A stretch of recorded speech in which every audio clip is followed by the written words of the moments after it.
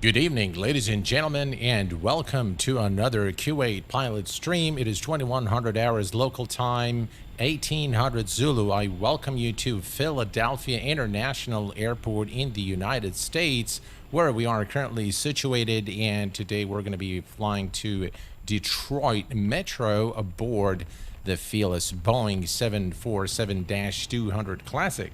I want to welcome all of you guys here in chat. Dougal McTavish, my dear friend, welcome aboard. Count Davis, Swarty, Raul Rodriguez, welcome aboard. And Benny, welcome aboard. Glad to have you guys here. I have made a few changes to explain NVIDIA control panel settings. I hope this sim looks a little better. And yeah, we're going to be talking about various things today, but the 747 takes quite a bit to set up, so I'm going to jump right into it. But first, let me brief you on our flight today. So, today we are going to be departing Philadelphia International runway 09er left. The winds are favoring this runway. Hey, Duncan, welcome aboard, my friend. Glad to have you here. Angel, welcome aboard. Thank you very much for 34 months of support. I really appreciate it, Duncan. Thank you very much. Our briefing today is we're going to be departing runway 09er left here at Philadelphia International, and there is no SID. We're going to fly direct to, we're going to take a look at the departure chart here. So if we look here at the Philadelphia departure, we are going to be flying direct to the 00 Delta, or Oscar Delta, the Woodstown VOR station. We are going to be using the INS navigation today for our flight. We are going to be cruising at a final cruise altitude of 38,000 feet.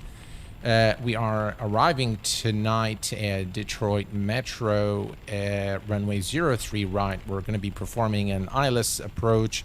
There is no star at the arrival. Our alternate airport is Chicago O'Hare International. Taking a quick look here at the cloud cover, I have to say I really like Navigraph. I like all the features and all the good stuff that they've integrated into Navigraph charts. So looking at the weather, our cruise altitude is 38,000 feet, which we're going to be fine, I think. Then we're going to be expecting at 30,000, a little bit of clouds there, 26. So overall, let me just zoom out so you guys can see. All right, let me go to 5,000, 46, 42, 38, 34. So we can expect a little bit there, and then 30,000. So as we climb, we're definitely going to see some clouds at our final cruise altitude, just a tiny bit at 38,000, nothing too serious. The weather has been quite bad in Philadelphia and Detroit Metro, but we have the queen of the skies this evening, so we should be fine, right? Carl Childers, welcome aboard. Chris, welcome aboard.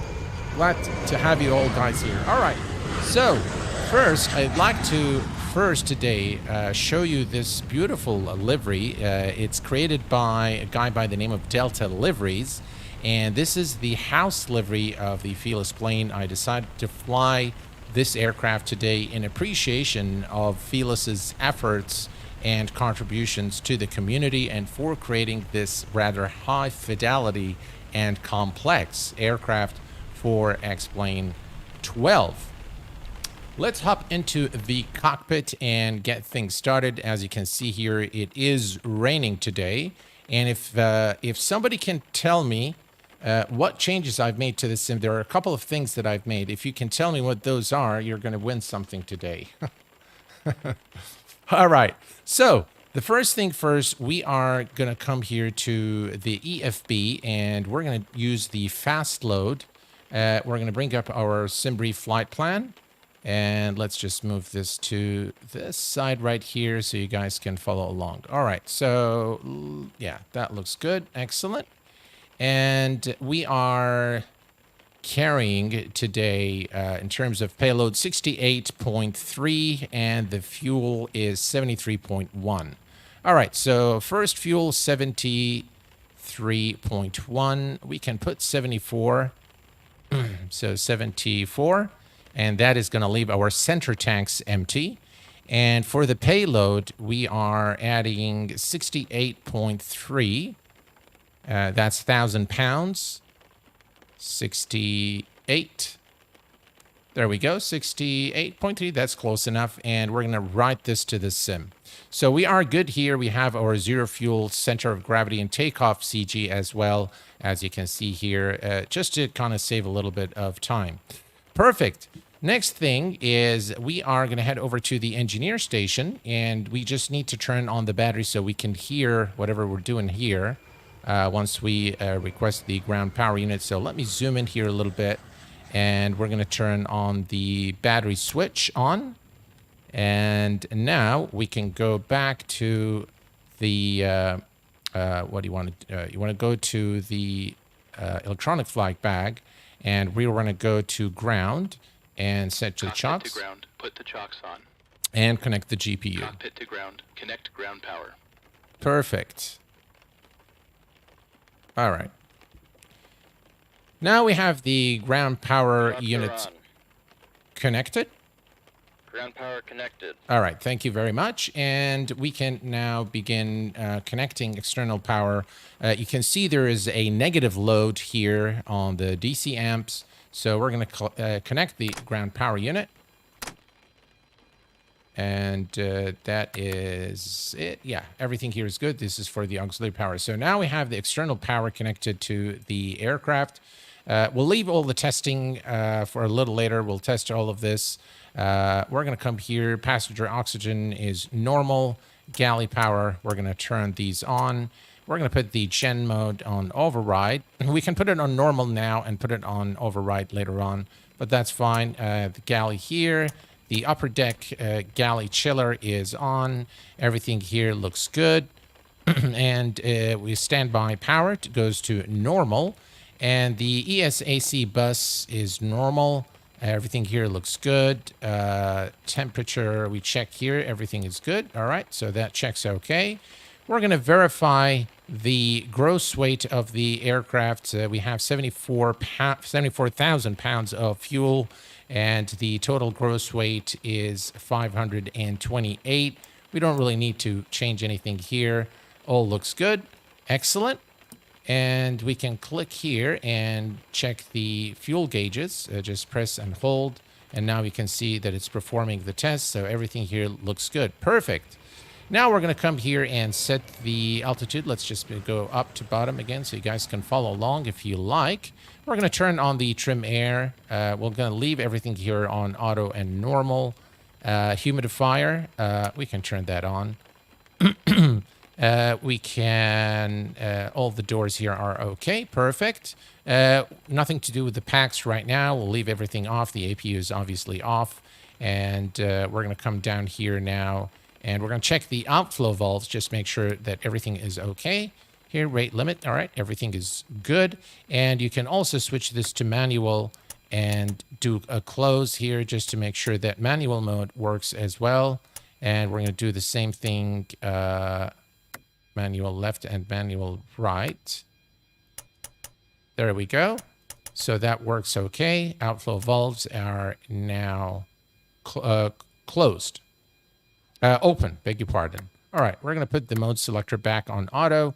We are going to select our cabin altitude today of 38,000 feet.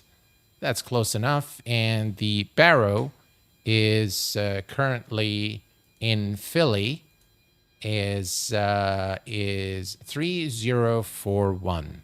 Okay, so 3041. That's close enough. One dot there. Yeah, 3.5. All right, so that's good. Excellent. Is it 30? What was it? 300. Oh, 3041. 3041. Yeah, 4-1. Okay, perfect. All right, so we're done here, and everything here looks good. All of this can remain off at the time for the time being. We'll do all these tests a little later. Quantity tests there for the hydraulics. Obviously, it's not on yet, so we'll leave everything here. No worries. We'll test all of this a little later. What else do we need to do? We'll check the jettison fuel here. We're just going to make sure that all the switches are in the off position. And we are good. Excellent. One thing we need to test is the potable water. Just make sure that we have sufficient water there. And the anti-skid landing gear inputs we can test later. You can test it here. All right, so that is checked. Okay, perfect. So the next thing we're going to do is we are going to head here to the overhead panel. And hello, Rick Rashid. Welcome aboard. Glad to have you here. If you're using the TCE First Officer's side stick and throttle quadrant, it would be great for me. Huh. Okay, so we are going to start from top to bottom, left to right, as it is always the case. Flight controls hydraulic power is normal. All the switches are in the normal position. The yaw dampers are checked. This aircraft does not have an RTO, so we'll leave this in the off position. We're going to turn on the anti-skid and arm the body steering. Next, we're going to come here to the ADIRs. We're going to set them to align. And with the 747-200, you need to put this on align until you have entered the position. Then you'll see the green lights, and then you can turn it to nav mode. Engine ignition switches are in the off position. The compass is okay. Alternate gear extended switches are all closed. We're going to put this on VHF1, VHF2, and put the frequency here to the USB position. Not modeled, but just for completeness sake, we're going to perform the oil well fire detection test and check the cockpit voice recorder. All is good here. We're going to arm the emergency lights. Ladies and gentlemen, this is your captain speaking. On behalf of the entire crew, welcome aboard the Boeing 747 Classic. We will depart shortly after we have our Lock the gear, fasten seatbelt, non-smoking signs are both on. Windshield are in the off position. And we're going to come here. The ignition switches for engines 3 and 4 are also off. Everything here looks good. All looks good here. Radio master buses are both on. Stall warning test is tested. Mach warning speed test is tested. Over rotation speed tested. We're going to test the wing anti-ice. Just make sure that it works okay. Excellent. We're going to also test the probe heat right here, which checks okay. All right. Come on. There we go. All right. We're going to turn on the window heat. And we're going to test the probe heat, the window heat. All checks okay. We're going to check all the lights here. Everything looks good to me. All right. And we're going to turn on the nav lights. Excellent. Okay. So next is the INS. But before we do the INS, let me cancel the master caution. There are a few tests that we need to perform here. So the first thing is we want to, is this an ILS frequency? Yes, it is. All right. So we need an ILS frequency here to test the instruments. So that checks okay. Excellent. And we're going to test this here as well. We're going to set the altimeter to 3041 or 40. There we go. That is set. And then we can test the... All right. Perfect. Next, we are going to come down here. The reserve brake hydraulic system needs hydraulic pressure. So we're going to wait on that a little bit until we have finished the rest of the testing. Instrument warning test here checks okay. And we are going to check the altitude alert test and the ground proximity warning test and the rudder ratio test. And everything checks okay. Perfect. We're going to come to the first officer's side and perform the same check here. Again, we're going to check the instruments here, make sure everything is okay. And there we go. Excellent. And the height speed test. Okay. All right. So all is good here. Now, the next thing we want to do is we want to grab the position, our current GPS position. And we want to insert that into the INS. So to do this, we are at stand 23 here at Philly. So we are going to come here, go to Philadelphia airport information, and just double check here. Let's see here. That's the departure. All right. We need to go to the charts, and then we're going to go to taxi. We need the coordinates. So parking gate coordinates. Let me put that in there and just click it. Now, if we look here, we want Alpha 23, which is this one here. All right, let me zoom that in so we can see the number clearly. Perfect. Okay. Next up, we're going to come here to the INS device, and we are going to go to the status and test the units. Everything looks good here. Perfect. Next, we're going to switch this to the position. Now, we need to enter the north and west positions in hours and minutes. So let's go ahead and insert this for, we are at Concourse A, the west side of the airport, and at stand 23. So we are going to select north, and then we're going to enter 39523, 39523, and insert. And then we are going to enter the west position, 39523, 39523. Okay. The west position is 075.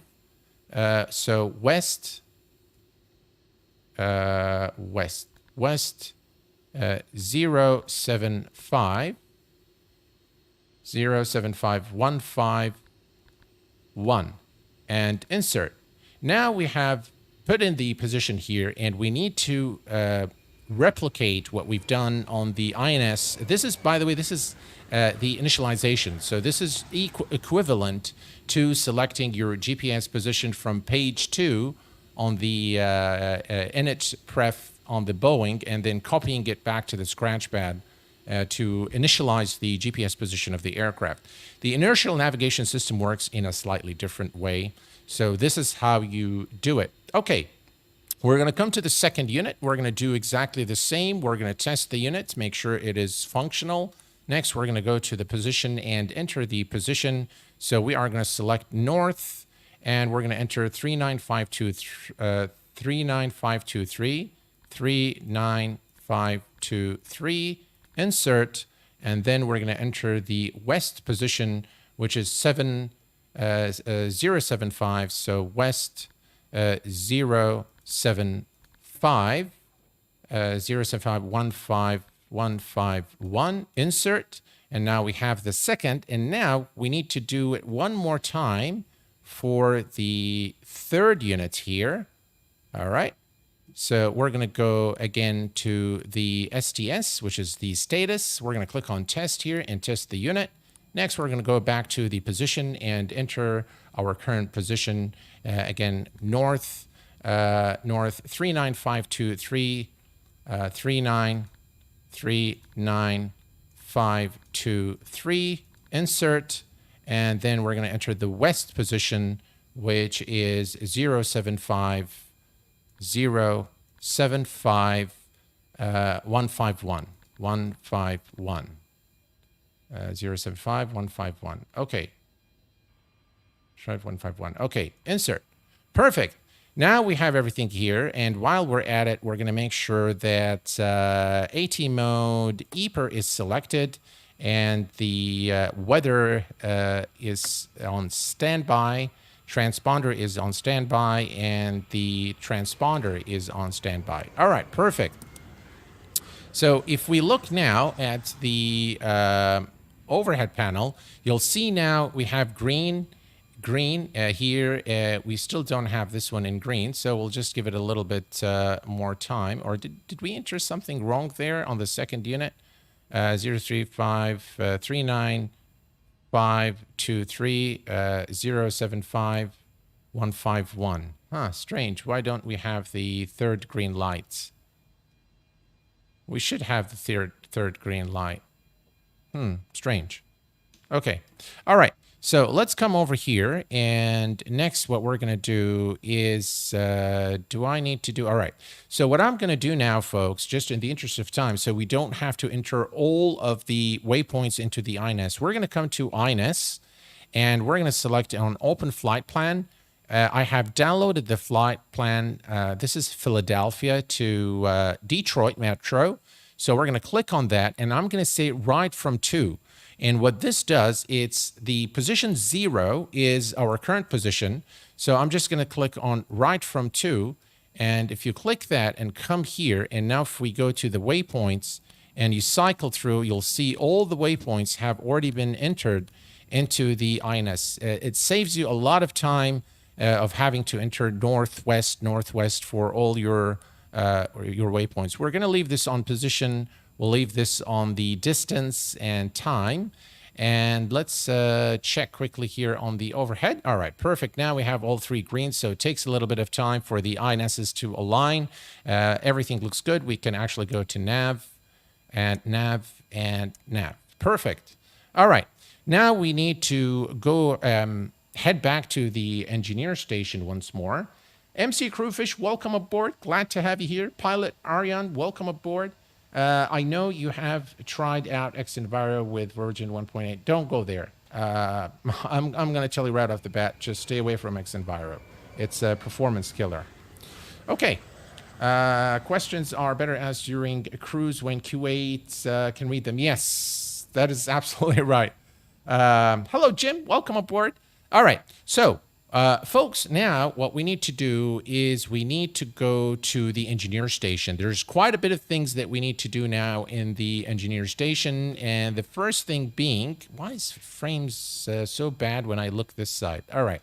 So we need to test the APU and start the APU. And then there are a few tests that we need to perform here as well. So first, squib test. Squib is on. That checks OK. The APU fire test checks OK. And then we just bring this down here and up here. Excellent. Everything is good. APU fire tests are complete. And now we can start the APU. So we're going to start the start switch and hold. And now we'll just wait for the EGT and RPM to rise. As you can see now, the RPM is rising. EGT is rising as well. Brilliant. And we'll just wait for the RPM there to reach 100%. And then we'll be able to turn on the APU. Okay, so now we have the RPM. The APU is now ready to start. We can switch now to auxiliary power. And now we can turn on the bleed air. So bleed air is open. And we can now close the ground power. So we can close that. Okay. Perfect. And we can turn these on as well. All right, so now we have the APU gens, and we can verify this by clicking here on the APU gen. You can see now that we have a positive charge there, APU gen 2. Obviously, we still have the external power because we have not disconnected it, so you can still see it there. All right, perfect. So everything is good here. Trip off. Okay. So there we go. Let's turn those on. There we go. Okay. And let's just make sure this is okay. And this is, we can leave this on auto. Let's leave it on auto. Notice that, notice the amps here, they change when you add additional load. Very, very nice. Very, very detailed aircraft. Very detailed simulation of the 747-200. Okay. So DC meters as well, we can check those. Obviously, we have the APU battery here, and you have the battery, ESS, everything is simulated properly there. Okay, so we can come over here now. Everything here looks good to me. Everything here is normal. We're going to come to the packs. The valve, we'll open the valves for now, and we can put this on half there to supply air to the cabin. You can see the cabin here. The cabin VS is stabilizing here at 0, obviously. Differential pressure, all of that good stuff is working as it should. we can go ahead and turn on the recirc fans and the supply vent fans on. Next, we're going to come over here and test the squib test here for the left and right bottles. And next, we're going to do the fire test for the engines. There we go. Excellent. Engine fire detection tests are complete. Build resets. Excellent. Next, we're going to come over to the equipment cooling and test the equipment cooling. No airflow. Perfect. And we're going to test for the smoke as well. Cargo heat is tested and set to normal. And then we can do the squib test here and checks OK. And we can also test the cargo, lower cargo, and checks OK. Brilliant. Window overheat is tested. System 1 and 2. Brilliant. And what else do we need to test here?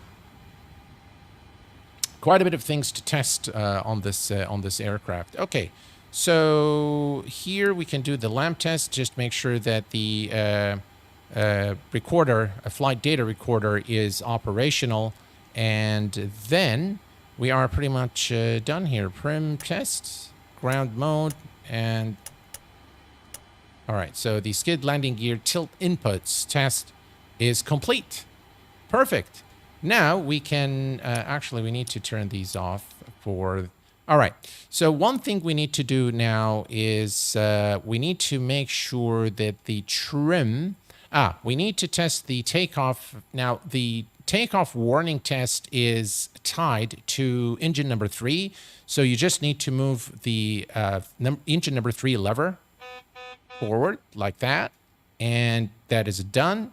We're going to make sure that the trim is in the green band. If we come now here and we're going to go to performance calculator, we're going to read from the sim, read this from the sim, outside temperature 7 Celsius, and we're going to click here to set all the bugs and the speeds. We have the stab trim at 3.6 units. The initial pitch is 18 degrees, climb at 296. Optimal climb is at 296 knots. Required runway 2,003 feet, which we have. Let's just make sure that the trim is set to 3.6. Now, very, very important on the 747, 3.6 units is somewhere around here. Okay, so this is 3, this is 4, this is 3.5, and 3.6. The green band needs to be the trim needs to be in the green band, and this can be achieved by selecting the green band select here. So we're going to push it up, and now you'll see that the 3.6 is within the green band, and now we are good. Of course, you can set the trim here once you have hydraulic pressure in the aircraft. All right, so the speeds are set. Let's set our let's see, for engine start, we need everything here on radio, and we need to set our altitude to 38,000 feet.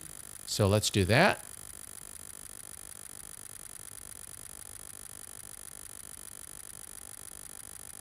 All right, 38,000 feet is now set. Hello, Alex. Welcome aboard, my friend. Glad to have you here. All right. So we've got it there, and flight directors are off, and we are now ready to do the first test, which is the before start pilot side, not the engineer. And I highly recommend that you go through the checklist, because there are so many things that you need to do. And we forgot the brake pressure test, so let's do that real quick. Because it really does require you go through if you miss something, the aircraft will not operate properly and you'll end up having problems. So very, very important to follow the checklist here. Okay, so we're going to come here now. For the test, for the brake pressure, we obviously need some hydraulic power. So we're going to turn on the air pump here to the auto position. Now you can see that we have hydraulic pressure here. And we are going to go to the electrical pump hydraulic system 4, and we're going to turn that on. Now you'll see that the normal brake source select pressure light has gone away, indicating that we have now brake pressure. And if you look down here, you will notice that the flashing light for the brake source has also gone away. And that means now our brake system is pressurized. Perfect. Now we can go to the checklist, and let's go ahead and say start. Before start, checklist, please. Gear lever and lights. Down and check. Brakes. Parked. Start levers. Off. Radios. On and check. Flight control hydraulic power. On. INS. Check and nav. Compasses. Slaved. Window heat. On. Seatbelts and no smoking. On. Emergency lights. Armed. Exterior lights. Check. Flight instruments. Check. Altimeters and clocks. 1, 0, 2, 9. Set and cross-check. Radio INS switches. Radio. Radar and transponder. Standby. Indicator lights. Check. Engine and wing anti-ice. Off. Stall warning. Hold on. All right, stall warning. It's complaining about the stall warning. I'm not sure why, but this is the stall warning. We have stall warning. Check. Mach airspeed warning. Hold on. Check. Auto brakes. Check and off. Body gear steering. Arm. Anti-skid. On. Autopilot and flight director. Check and off. Takeoff warning. Check. Auto flight enunciators. Check. GPWS. Damn. Why is it not? I think we did all these tests. All right, so the GPWS test is right here. Check. Pull up. Instrument warning. Hold on. I'm not sure why it's.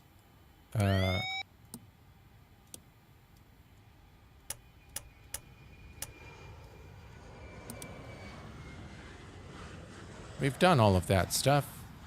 Flight director computer selectors. Check. Instrument source selectors.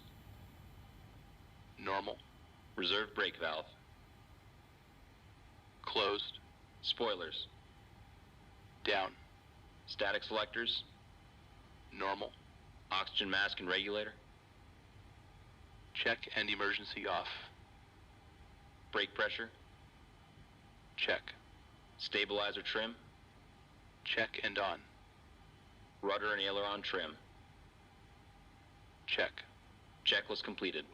All right, we are done with the pilot checklist. The next checklist is the flight engineer. So let's just do a quick scan here on the flight engineer and make sure. All right, so we need to close these valves. All right, so they need to be in the off position. And fuel pumps, we need the boost pumps need to go on. So we're going to turn these on. There's nothing in the center tank, so we'll leave that off. And we'll turn these on. Here, the hydraulic remains off for the time being. And I believe... All right, we're going to leave... just quick note here on the fuel. You'll see that we have 14... This is a reserve tank. So this is reserve 1, and this is reserve number 4. And what happens in during flight, you want to make sure that the aircraft is balanced. So... once we take off and start, using some of the fuel, you'll notice that we'll start with the main number 1 and main number 4. The fuel will deplete from those two tanks first. So we're going to open the reserve valve just to make sure that the aircraft is balanced while in flight. Okay, I think we can start with the checklist here. Battery on. APU panel. Check. Auxiliary power. Check. Engine oil quantity. Check. Fuel quantity. 73826 pounds. Fuel panel. Check and set. Pressurization controls. Check and set. Bleed controls. Wait. Okay, so I think for the bleed control, Check and set. there we go. Hydraulic quantity. Check. EPR computer. Go around. Circuit breakers. Check. Indicator lights. Check. Electrical panel. Check and set. Hello there, Air thrust set conditioning simulations. controls. Welcome aboard. Check and set. Fire control and wing overheat Hello, panel. Stefan. Welcome aboard. Check and set. Equipment cooling. Check. Passenger oxygen. Check. Hydraulic panel. Wait. All right, so the hydraulic panel, we need to turn this off now. So Check and set. there we go. Fuel jettison panel. Check. Crew oxygen. On. Oxygen mask and regulator. Check and emergency off. ADPs. Off. Checklist completed. Woo! What a long checklist, huh, guys? Yeah, I'm sure you guys in chat, you know, it's a very long checklist to go through. But now we can actually start the engines, and the starting the engine is actually pretty simple. Well, it's not that simple, but it once you get used to it, it's fairly easy. Okay, so Cabin crew, arm slides. we're going to arm the slides here. We're going to let the cabin crew take care of that for us. All right. All doors are closed and armed. All right. Thank you very much. We are ready to go, guys. We have our beacon lights. So now, by the way, we have Combat captain and the entire crew, I wish you have passenger welcome announcements aboard. as well with this Please take your aircraft, which is seats. pretty cool. All right. So we're going to go to better pushback and start push. Hey, Captain, let me know where you want this thing. I think it's fine where the Great aircraft news, is. Captain. Your tow's coming. All right, and we'll just wait for the tow truck to be in position, and we're going to come over here and we're going to turn on the start valve. Ready to start the engines. Okay. Ready for engine start. Flyaway 13, welcome aboard. It is amazing. It is definitely an amazing aircraft. Felis has done a wonderful job with this aircraft. Okay, let's take a look here.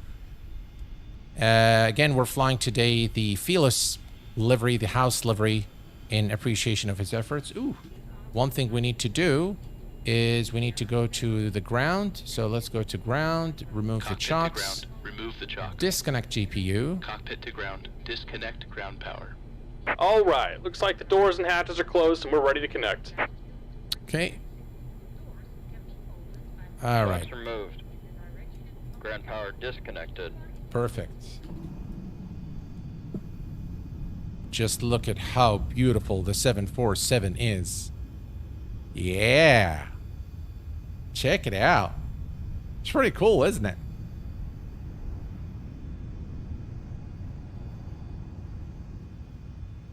Oh, thank you very much, Alex, for that. I appreciate it. That's very kind of you.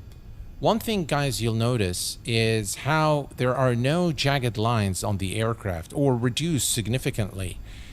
All of that is coming up in my upcoming video on the NVIDIA control panel for Welcome aboard, Captain. X-Plane Tow's connected. 12. Bypass pins inserted.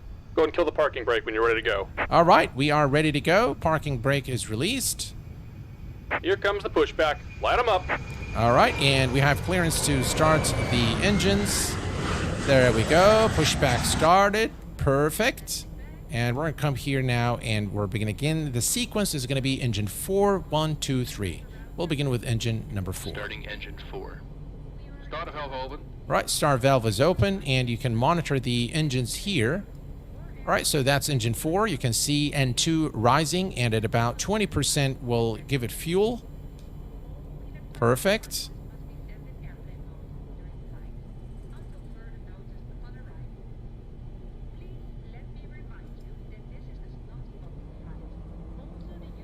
Electronic cigarettes. Tampering with smoke detectors located to the left ring is prohibited by law. You will find 20% and 2. All right. Fuel on. light up. Perfect. We advise you to read the card before takeoff. If you have any questions, please don't hesitate to ask one of our crew members. We wish you all a pleasant flight. Addons, welcome aboard to the Kuwait Pilot channel.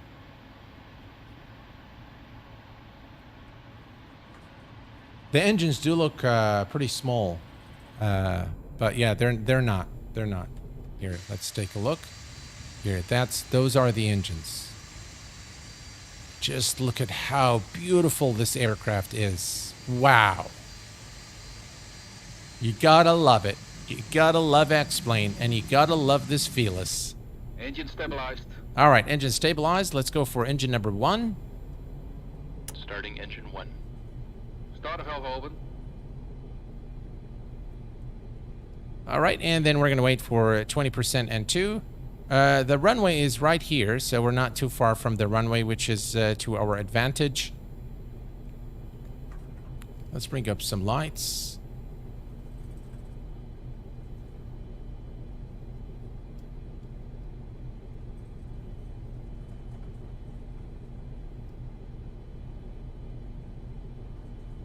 Much better with the panel lights there. 20% and 2. All right, and engine Fuel number 1 coming up. Light up. Excellent. Starter off.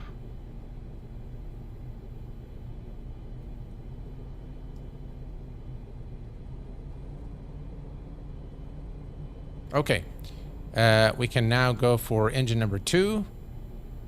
Starting engine 2. Starter valve open.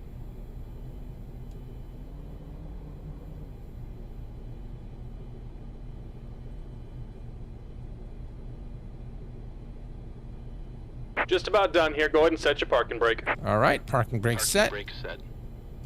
And we're disconnecting the tow. Give me just a moment.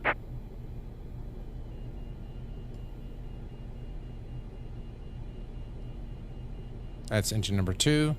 Coming up to 20%. 20% and 2. All right, here we go. Engine Fuel number on. 2. Light up. Engine stabilized.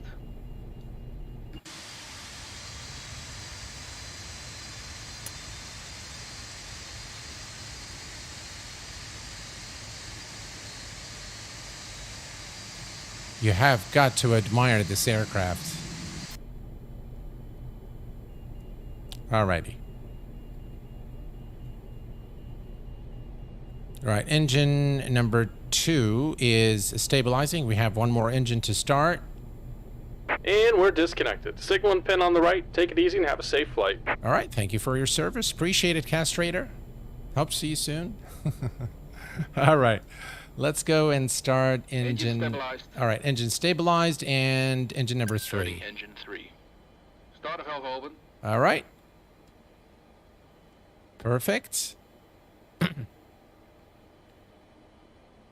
I love flying the classics. Absolutely. 10 out of 10. I love this aircraft.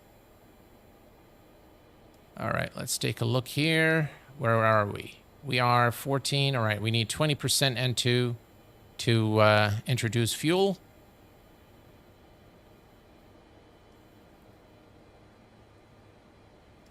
%and 2. And engine number 3 is coming Light up. Excellent. Starter Okay. off. All right. While the engine stabilizes, we are going to go to the Philadelphia departure, and we are, just for awareness sake, we are flying the INS, but I'm going to dial in 112.8 here, 1112.8, 1112.8.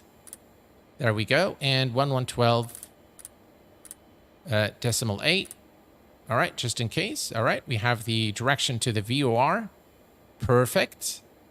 There is no SID, so after departure, we will simply make a left turn to intercept the VOR, the Woodstown VOR, and then we'll let the INS do its thing. All right, engine is stable.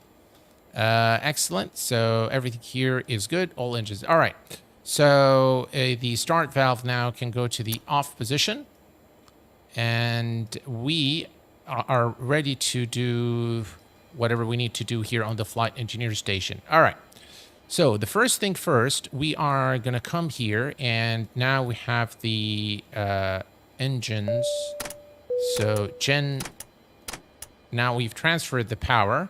We can turn off the, close the, oop, I forgot that. Okay, so let's do that one more time. There we go. These are all in the off position. We can now turn off the APU bleed, and we can also turn off the APU power. Carl Childers just came in with 10 gifted memberships. Thank you very much, Carl, for your continued support. Always. Thank you very much. Very, very kind of you, sir. Thank you very much. Okay, so bleed air is off and the APU is now off. The split system breaker needs to be closed, which it is. Then we're going to come here. Everything here looks good. All looks good here. We're going to put this on battery. All right, battery's good. And then we're going to come here. We're going to make sure everything is looking normal. And now we can turn on the packs. All right, packs are on. And let's see here. Everything here. All right, hydraulic system, go to auto. So all the air pumps go to the auto. The fuel heat remains off for now. And let's see. Now, there is one more thing we need to do down here. And this needs to go to TOD. Okay, TOD is set. The power weather system is going to go to normal, and that one goes to TARA before. Okay, so all is good here, and we can come here now and do the before taxi. One more thing. We need to do the flight control test.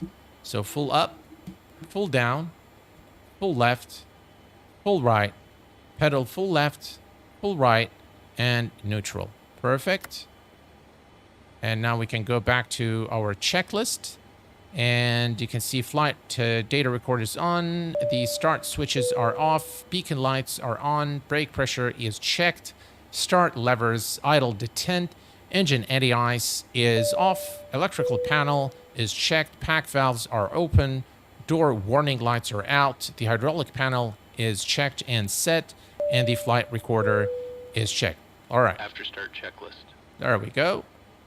Flight recorder. On. Start switches. Off. Beacon lights. On. Brake pressure. Check. Start levers. Idle detent. Engine anti-ice. Alex, thank you very, very much for coming in with Electrical 10 panel. gifted memberships. Check. I appreciate it Back very valve. much, sir. Thank you for your Open. support, as Door always. warning lights. Very kind of you. Out. Guys, please, if Hydraulic you panel. received gifted memberships Check. from either Carl Flight or recorder. Alex, please make sure you say thank you. After start checklist Thank you very completed. much, Alex and Carl. Very, very kind of you guys. Thank you. My Christmas gift from both of you. Thank you. All right, so flight data recorder is good. All right, next checklist is the taxi checklist. Now we're going to set our flaps. So flap 10. Flaps 10. Flaps 10. Check it out.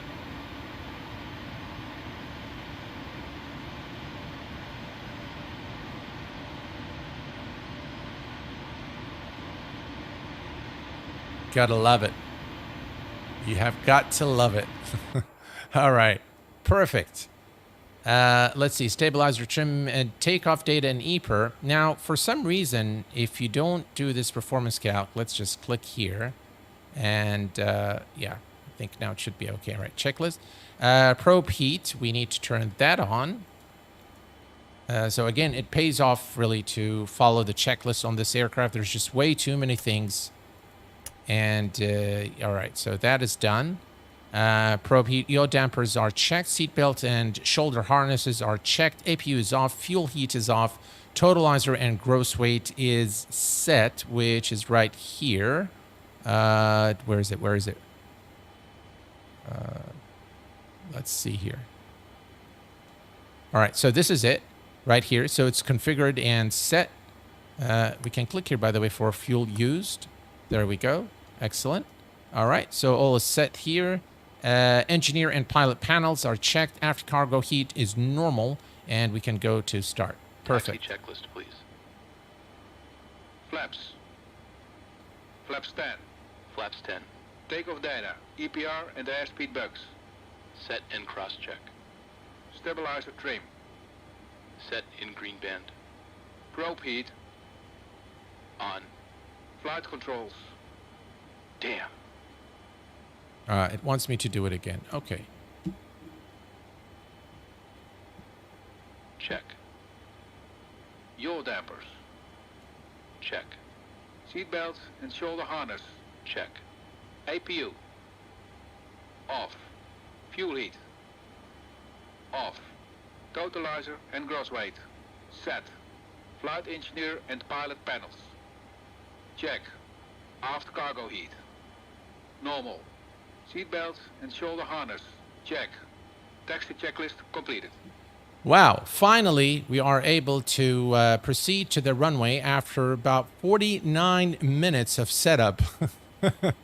Quite a lengthy startup.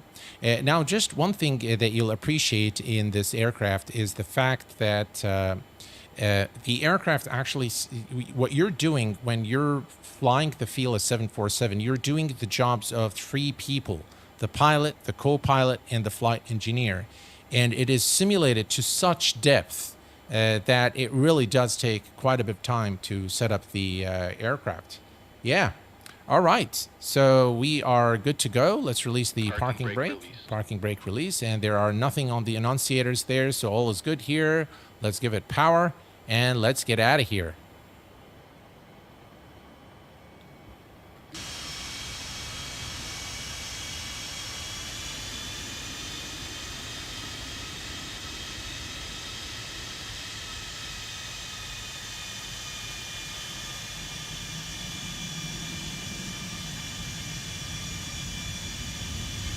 Now this is a view that I absolutely adore. The 747 in all its might and glory. You have got to adore those wings. All right. Let's take a look here at, this is the runway, I suppose, runway 09er left. So we are gonna go, all right, we can go here, taxi here. Okay, that's fine. Yeah, let's do the turn here. Now there are a couple of things. The body steering, I normally do not do until I actually enter the runway, and I am suspecting that this direction that we're going to fly into, the direction of 09er, is. Let me set my heading to 090. Okay, runway heading is set. I'll just tell you now what I'm going to do. All right. By the way, you see this here? It says gear not centered, because we want it for takeoff. It needs to be centered. Okay. So let me set the. Actually, you know what, guys? Let me just put the aircraft on the runway. We'll line up, and then we'll do the before start checklist, because the body steering needs to be disarmed. So we'll just do that. Right here, cabin alert transponder. Okay, so there are a few things we need to do. We're going to check them out. The fully loaded 747 takes off at about 160 knots. So it doesn't really take that much to get it off the ground due to the wings, the large wings, and obviously the thrust in those massive engines. Okay. So before takeoff, we're going to turn on our landing lights. Strobe lights can go on as well. Body steering is off. And let's see. Cabin ready. All right, cabin ready. Thank you very much. Next, we are going to go to the engineer station. We're going to turn off the packs for takeoff. And we need to, fuel heat can remain as it is. Now we're going to come down here. We're going to put the transponder on TARA. The weather is already on normal. EPR mode is selected. We're going to go to climb once we take off. Then we need to turn on the flight directors. All right, flight directors are on. We are going to switch to INS here and INS here, and flight directors on here. Let's go to INS. Now, what you'll notice is now that we have the distance to the next waypoint, which is a good indication that, you know, everything is set up correctly. And now we can go for the checklist. Okay, start. Before takeoff checklist. Icing considerations. Check. Cabin alert. Check. Transponder. Check. Ignition. Flight start. Body gear steering. Disarm. Pack valves. Closed. Pressurization mode selector. Auto. Fuel boost pumps. On. Cross feed valves. Check. Before takeoff checklist completed. Yasmin. Hello, Yasmin. Welcome aboard, sweetheart. Guys, Yasmin is my daughter, and she is actually turning 18 in a few days. Please say hello to Yasmin.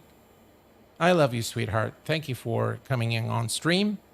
just right before takeoff, Yasmin. Enjoy the flight. Welcome aboard. All right. Okay. So we are good to go, and I am suffering from frame. I don't know why this airport, in this direction, the frames go really bad, but hopefully without incident. All right, we need to set the pitch. So to do this, we're just going to come here. All right. So if you watch what I'm doing here, I'm not going to go, by the way, 18 for the pitch. We're just going to go just right about there. Yeah, I think that's enough. That's enough. All right, so everything is set here. By the way, altimeter is 3041. Okay, all is good. Parking brake is released. And let's set takeoff power.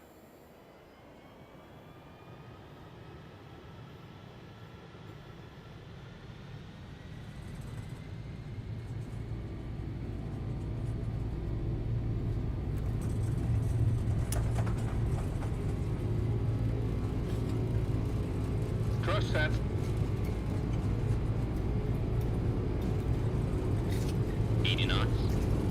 Check.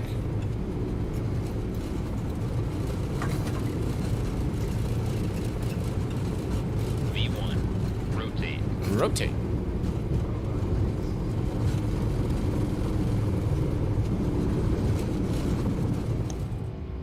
Positive rate. Gears going up. Gear up.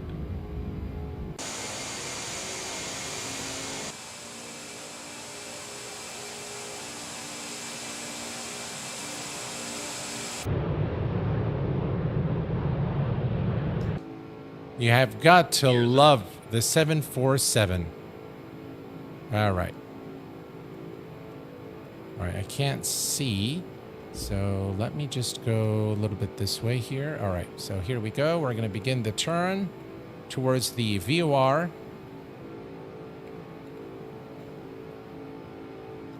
We're above 1,000 feet. Let's begin retracting the flaps. Flaps 5. Gear up. Gear goes to the off position. Flaps 1.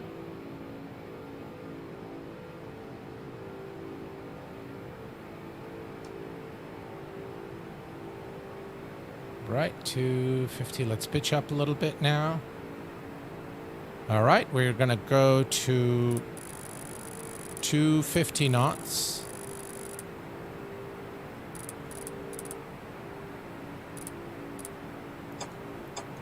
Autopilot 1 is engaged.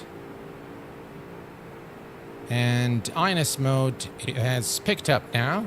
As you can see here, we need to select Alt Select. All right, and we're going to go to IAS. Perfect.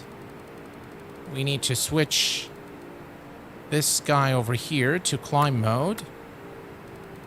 All right, climb mode is set.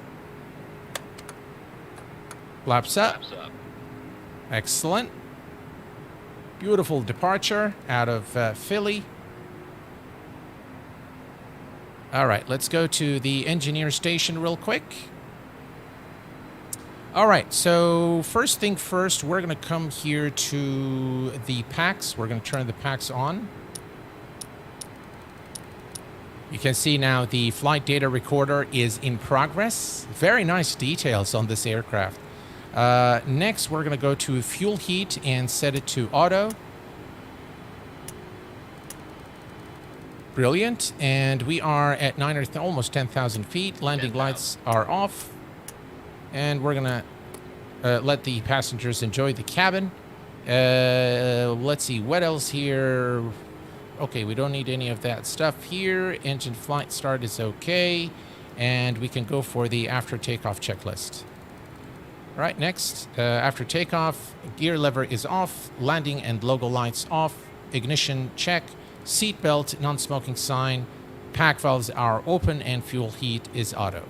After takeoff checklist. Brilliant. Gear lever. All right, we need Landing and IAS logo there.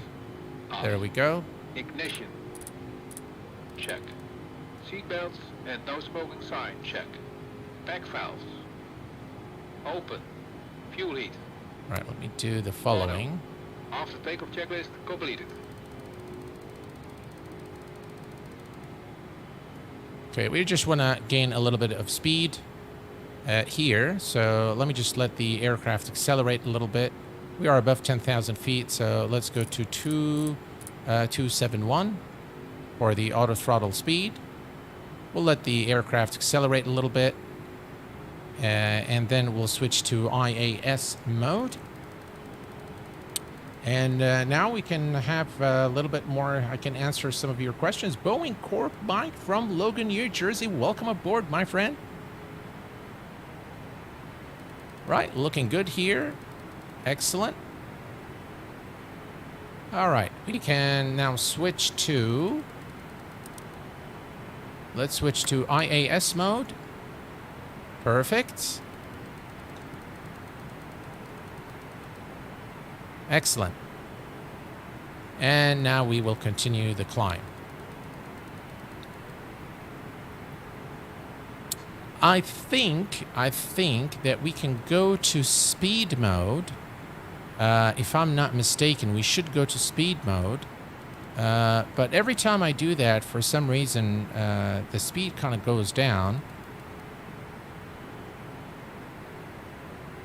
Hello, V Skycheck. Welcome aboard, my friend. Glad to have you here. Thank you very much for your support. Mr. Martinez, welcome aboard. Glad to have you here with us this evening.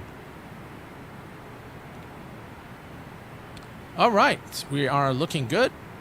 Now, let me show you one thing on the engineer panel. You can see, by the way, the DME here.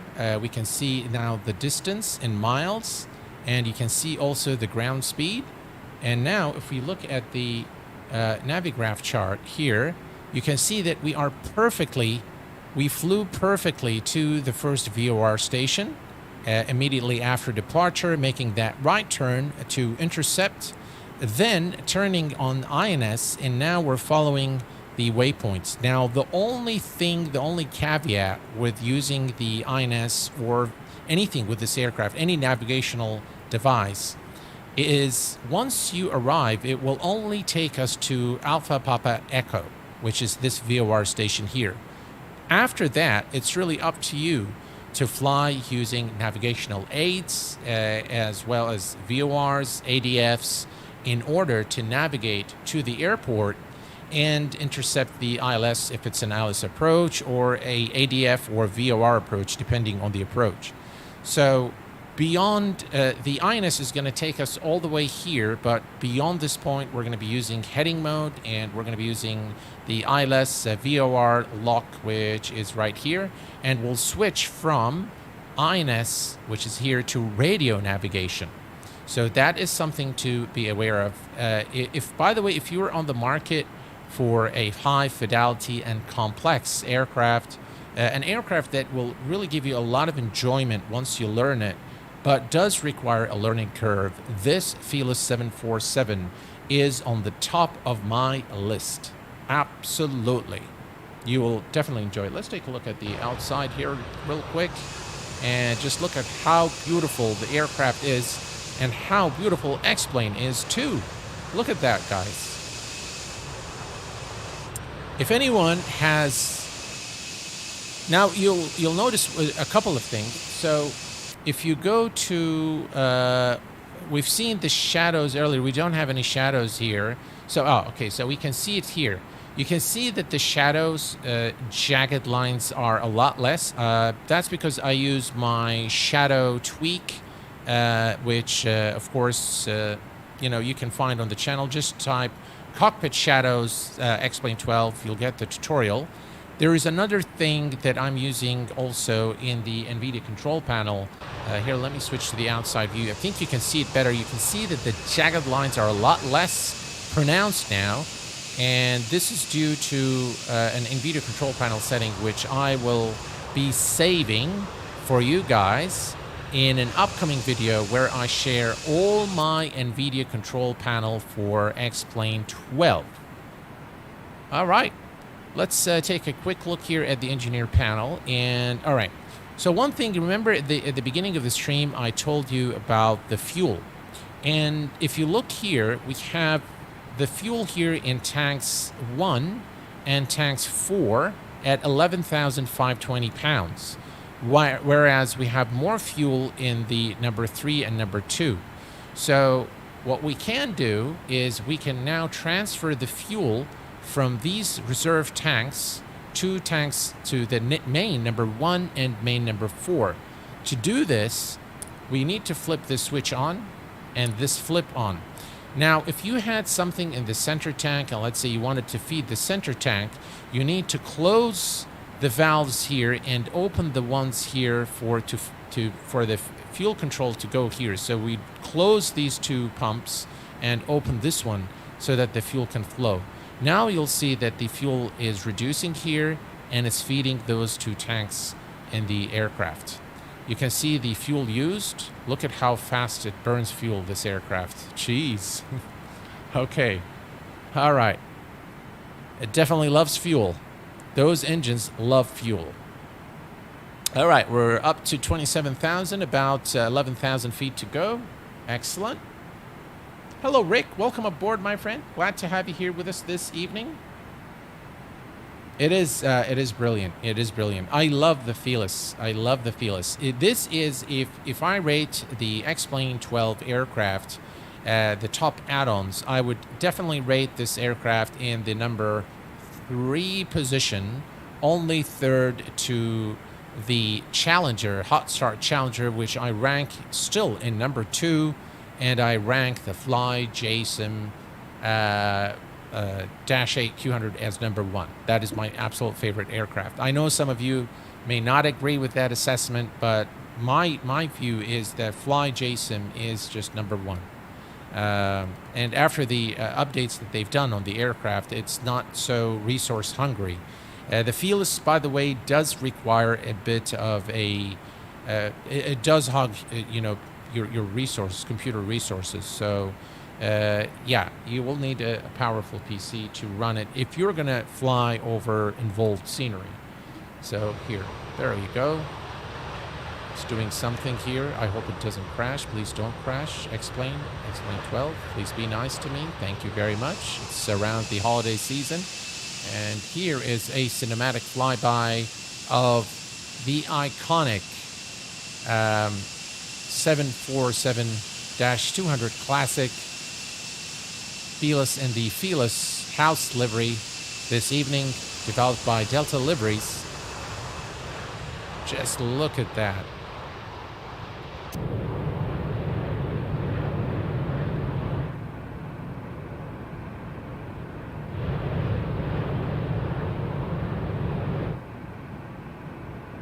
Very nice indeed. And back in the cockpit, all's looking good. Perfect. So, on Saturday, there is going to be a special stream sponsored by Orbex, plus a giveaway. Part of the giveaway is going to be sponsored by Orbex, and I'm going to throw in something here also as a token of my appreciation for all your support, guys, over the years, and to also celebrate the holiday season. It will more than likely be the last stream before New Year. I might do one more before New Year. There is actually a very special aircraft in X-Plane 10 that I want to show you guys, so I might end up streaming that one for you guys. But again, I'll save it.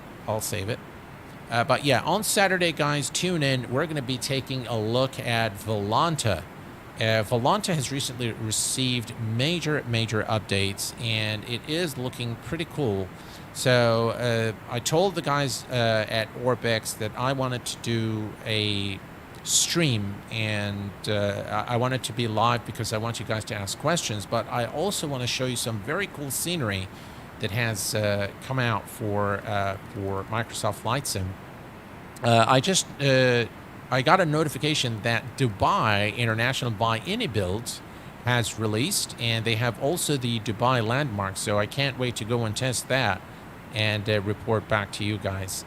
So, by the way, I think we forgot to set the baro to standard, so let me do that real quick. I got carried away talking to you guys. There we go. 35, about 3,000 feet to go. And everything here is looking good in terms of the aircraft systems. All here is good. Quick look here at the overhead panel. Everything's looking good. Look at the flight, the cockpit voice recorder. You can see the little, you know, how it jumps back and forth. That level of accuracy is something I really like a lot. Very, very nice. Quite complex aircraft, but once you learn it, it becomes quite easy. It really starts just like any other aircraft. So the same steps: you establish electrical power through either external power or the APU. You do your flight plan, the overhead panel, fuel, weight and balance, all that good stuff, and then you're pretty much good to go. Okay, good stuff. Do you use any scripts that come with Fly with Lua? I am currently, the only thing I'm using with Fly with Lua is this little guy here, and that's to control the volume of the aircraft, of the sim, beg your pardon, because I know sometimes you guys tell me that it's too loud or too low, so that's how I control the sounds while streaming. And that is the only script that I use from Fly with Lua. 1,000 to level off. 1,000 to level off. Excellent. I have some issues with the Phoenix since SU-14. I can't control the plane on approach. Very unstable no matter the weather. Only on approach. I haven't tested it, to be honest. Good evening, TW Simulations. Welcome aboard. Aviation Zone. Hey man, hope all is well. Just a question for X-Plane 12. How does Simlink and Navigraph work? I've got the subscription to it, and it works on X-Plane 11, just not X-Plane 12. Oh, all right.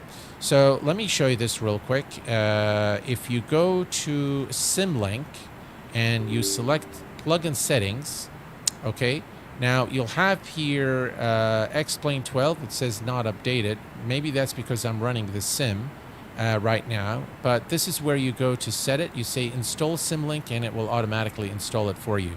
So you need to install the plugin, okay? If you don't have it installed, then it's not. Oh, it says it's not updated. Okay, so I need to update the Simlink there. So that's how you do it. You just come here and you say install. I can't do it now because it's running. So, but that's how you do it. So once you have Simlink running, just right-click on it in the taskbar there and open it. And then just install Simlink in there. All right, okay. So now we are coming up to cruise speed. So if you look here, you'll see that Alt Select is, it should be disengaged. All right, let's see here. Okay. There was a bit of a stutter there, so it got me worried. Okay, so we're going to select now Alt Hold we're going to come down here, select speed, and that should hold the speed now at 271 knots, and we're going to set this to cruise. So EPR mode is cruise, speed, nav, all is looking good. The speed should go down, and 37 nautical miles until the next waypoint. So we about 4.5 minutes before we reach the next waypoint. Looking at Navigraph here real quick, all right, so that's us right there.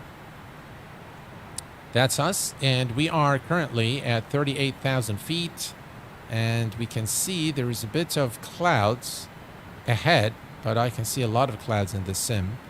But yeah, that's the weather that we have. What about at 34? Yeah, we do have some clouds there. All right, very quickly, guys, let's just very quickly study our approach. The ILS 03. There is no star, so let me just click here and take a look. All right, so we're going to be coming in from Alpha Papa Echo, and we're going to maintain the same heading until we are approximately 20 nautical miles from the airport. We're going to make a left heading to intercept Harla, and once at Harla, basically we will intercept the ILS for runway 03 right here at Detroit Metro Wayne, and the ILS frequency is 111.5. The approach course is 036 degrees. Very, very important with the 747 that you set everything correctly in order to intercept the localizer. Hopefully we can butter this today. Let's take a look at the weather over at our arrival airport today. Weather is not very good. A few 1,500, 6,000. Let's see. 110, 8 knot wind. Visibility is okay, so that's good. But yeah, we're going to expect some heavy weather as we arrive. Yeah. For the 8 knot wind is not bad, but it's also not very good with such a big plane. But we should be able to manage. Should be fine. Okay. So there we go. And everything here looks good. All right, so we can minimize Navigraph charts. And how about we take a few looks on the external here view. And there you have it, ladies and gentlemen. The Felis 747. Very, very nice aircraft indeed. Thank you for the likes, guys. I appreciate it. Hey Q8, IDK, if I missed, or if not, but I asked if you can do a quick explanation of how to determine the TOD while using INS without using Navigraph map. Okay, so I don't use Navigraph map, but what you need to know is the distance. All right, so let me explain something. All right, so if you have Navigraph charts, you obviously have the descent to destination. Okay, now what I'm going to tell you assumes that you are using a 3 degree glide slope descent towards the airport. Let's suppose we are let's use this as the example. Okay, so we are at 38,000 feet right now. Okay, and according to our chart here, if you come to our chart, it says that the final or the initial approach altitude, we need to descend to 5,000 at Harla, but then the approach altitude is 2,000 feet. So, oh, Alex just did it again, and he gifted another 5 memberships. Well, thank you very much, Alex, for that. I appreciate it. Okay, so back to our TOD calculation. We are at 2,000. If I go to our altitude, we are at 38,000. So the easiest way is to do the following. Let me go to my calculator.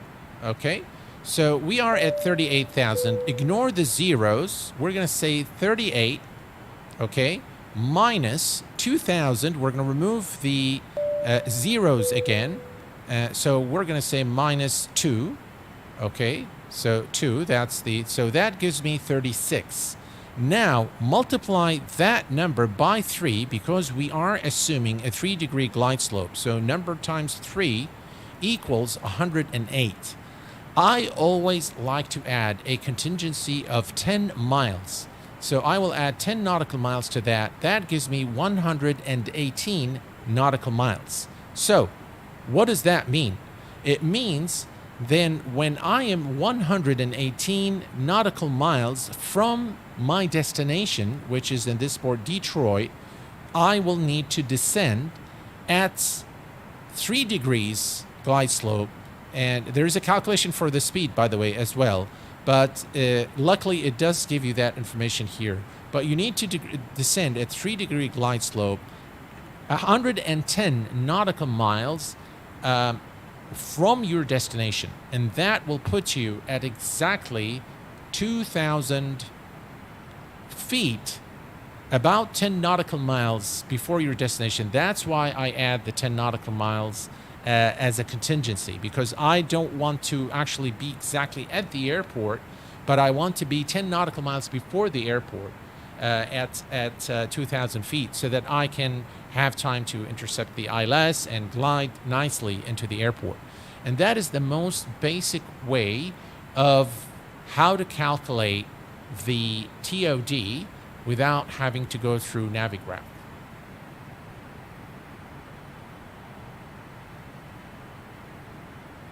As a matter of fact, what I can do is, I believe, if I go there, let's see here, super sticker, I'm sure that I was able to close.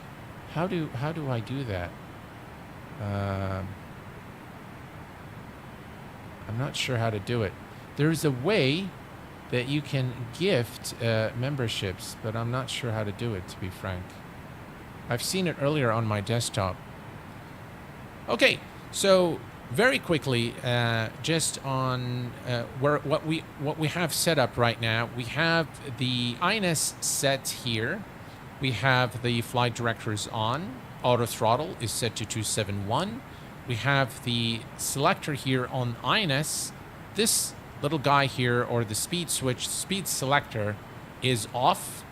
Alt hold is selected. We are at our cruise altitude. And if you go down here, we have the EPRL mode on cruise and the auto throttle mode on speed. I've always gotten this wrong in the past. Now, once you are on speed, you know, you have this on off. The minute you turn this on, it will disengage your auto throttle and you have to re-engage it again. You don't really need to do that. And another nice trick is when you want to begin the descent, obviously you can do vertical speed and descent. But once you want to descend, you can move the switch to Alt Select and then start reducing the altitude slowly. So in maybe 100 or 200 feet increments, you will see that the aircraft starts to pitching down because it wants to. And by the way, the TCAS does work. Look at that. Yeah. So there's an aircraft in the vicinity. Once you push this down, about 100 to 200 feet increments, you'll see that the aircraft starts pitching down. Then you increase it gradually until you see that the aircraft has started to pitch down to about like 1,000 feet per minute. Then you can go to the selected altitude. So that's very, very useful when you're descending with the 747.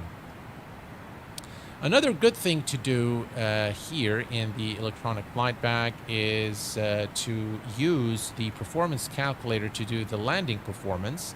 Again, I love the fact that they have this here because otherwise it would be very difficult. And again, once we are closer, we're going to read this from the sim.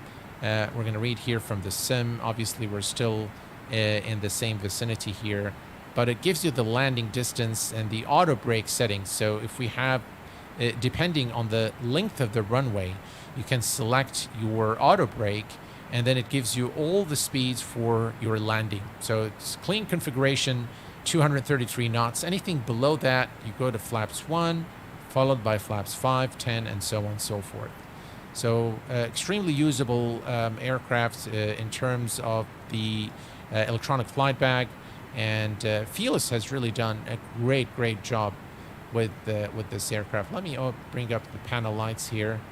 Things are a bit dark here in the cockpit. Here everything looks good. Everything looks good there. And center console. Let me turn that on as well. Maybe give us more light. Yeah. All right, perfect. Center forward panel, and there we can. Oh, if that's too much. All right, that's good. All right, now we have everything illuminated, and let's bring up the engineer panel. Little background light there, circuit breakers, why not? The map, and we now have lights there as well. Perfect. Okay, at least we can see what's going on.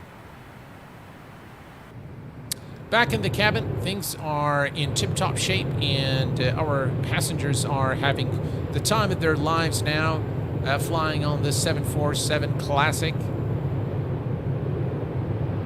Do you have any tips for better FPS? Avionic Master, I have done a video titled 2 Tweaks to Eliminate Stutters in X-Plane 12. I highly recommend that you watch that. But I'm also going to do a short settings guide. I'll include a couple of tips that maybe will help you guys with FPS. But for the time being, everything is in that video that I show. There's also a settings video that I've done to explain all the settings in X-Plane 12 and what they mean and what they do. And at the end of that video, I give recommendations for low-end, medium-end, and high-end PCs, and what settings I recommend as a guide. I highly recommend that you watch that video because it will help you understand, first of all, the settings, and it will also help you set the sliders to achieve the kind of FPS that you're looking for a much better experience. And of course, as always, the Discord channel server, the Q8 Pilot Discord, thank you, Dougal, for pointing that out, is the best place to get help from the community and from the experts. Dougal, Alex, VSkyCheck, Carl, Rand, Drashal, all of them guys are just experts. And of course, I do also provide support on the Discord when time permits.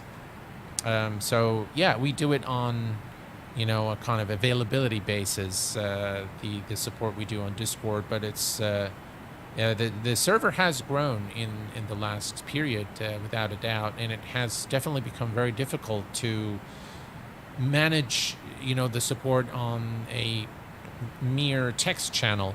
So we've changed those. You can still see the text channels there, but we've added forums now. I hope that you guys find them easy to use and start using them, because I think from a historical perspective, I think it's a much better way to document issues and their resolution, and that way much more people can participate and can always go back and reference those fixes. So what's coming up this coming Saturday is a special stream sponsored by Orbex. We're going to be taking a look at all the new changes in Volanta. We are going to be taking a look at both, by the way, in X-Plane and in Microsoft Flight Sim. I'm going to be showing you guys a few scenery that have come out for Microsoft Flight Sim, and I'm going to show you a very special aircraft to my heart in X-Plane 12. The reason why it's special is that I was part of the beta. He's a very small developer. He works on his own, but he's done a really brilliant aircraft, and that is coming very soon as well on our Saturday stream. It's going to be a special stream. There's going to be a giveaway. You're going to get, two of you guys will win access to Volanta Premium, and there is also going to be two of you who will win a gift certificate redeemable at the Sim Market store, courtesy of the Q8 Pilot channel, for you guys to enjoy my gift to the community on this as we approach the holiday season here, as part of saying thank you for all of you guys. No worries, Air Hub. My absolute pleasure, sir. Captain Cayman, welcome aboard, my friend. I went from 21 to 51 FPS. I'm very glad to hear that. Very, very glad to hear that. Hello there, Andy. Welcome aboard. No, thank you, Duncan, and thank you, everyone, for your outstanding support throughout. Look at the clouds, guys, in X-Plane 12. Yeah, look at that, guys. Here, let's switch to the external view. Now that looks really good, I have to say. Look at that. Yeah. All right, so has anyone figured out what I'm using today? All right, let me tell you guys what I'm using. And I think, what are your settings? Let me show you this, and that's fine. So these are my settings right there. Okay. And let me show you guys one thing. And I think, so if you come here to plugins, you'll see that I am using Shade X. Okay. Now I am using the, let's go here. No, that's not what I wanted to do. Is it this one? No. This one? No. No, not that. No. All right, so this one here. Okay. So I'm using actually a preset called the more color or color focus preset. Now let me show you what this does. And if you go to Vibrant, this is Vibrant, Technicolor, Strong, Sharpen. Sharpen is nice, actually. Sharpen is nice. It sharpened things a bit here. If I take you to the cockpit again, you can see that it's all sharpened now. And then you've got Strong. Oh, we go the other way. All right, so Strong, Sharpen, Sepia, Pure, Psyched, Old School, which is black and white, Nord, Miami, Lockstock, Lifted Yellow, Lifted Red, Color Focus. That's the preset that I was actually using in the beginning of the stream. And then you've got Clarity, which is another one I like. Not as dramatic as the Color Focus, but still very nice. It clears things up a little bit. And then there is the California, whatever that preset means. And then this is default. So that is the default. And I do like, this is Clarity. And this is Color Focus. This is Color Focus. This is Clarity. Maybe we'll leave it with this one so you guys can also take a look at this preset.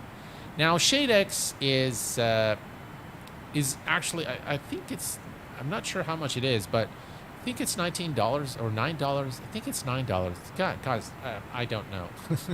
Maybe you guys can check it out. But one thing you have here is the Advanced tab, and you can actually go to, let's say for example you go to Effects Control, and now you can actually tweak all of this, the temperature, the contrast, film grain. You can remove this from the presets. These are all the available effects. You can drag, you can just drag them, drag and drop to reorder them. And you can turn off anything you don't like. So if you don't like, for example, the saturation, you can click it off and you can click it on to change it. So again, it allows you very granular control. And coupled with my tweaks for shadow and my NVIDIA control panel settings, I think X-Plane is looking really in tip-top shape. Maybe after the stream, I'll show you how Innsbruck looks with the Orbex scenery, and it just looks phenomenal. It looks absolutely gorgeous.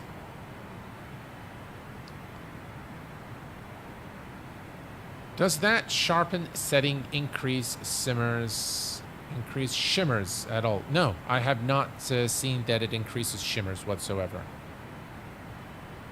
Speaking of shimmers, I've noticed that in Microsoft Flight Sim, for some reason, I see shimmers after Sim Update 14 in some areas, not all the time. But I've actually found a little tweak that might help you guys as well.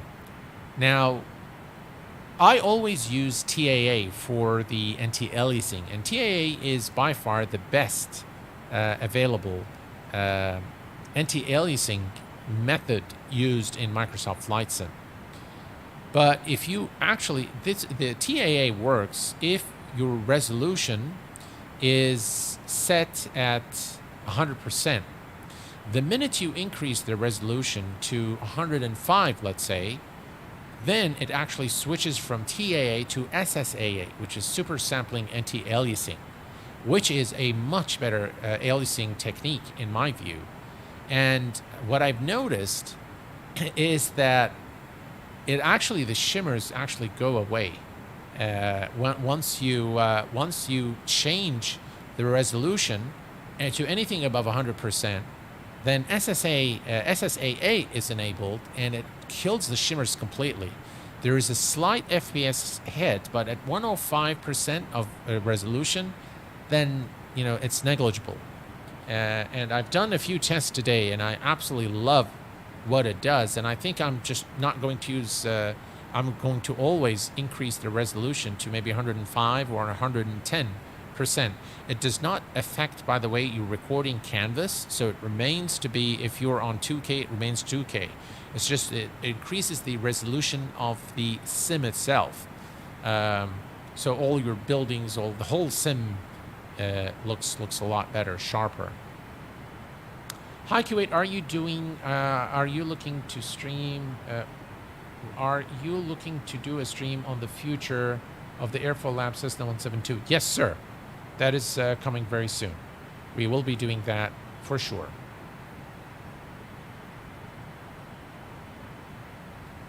Are you using Auto Ortho, or do you download photo scenery manually? I always download photo scenery manually, or I create my own tiles. I do not use Auto Ortho. It's just not worth my time, to be honest. Okay, so let me take a quick look here. Oops, that's not what we wanted. That's the calculator. All right, there we go. Where are we? Okay, so we are at MOL, VOR, Mike Oscar Lima. And we have, if we look here, we are 15 nautical miles from crossing that into the leg before final to our top of descent. And things are looking fantastic. Yeah.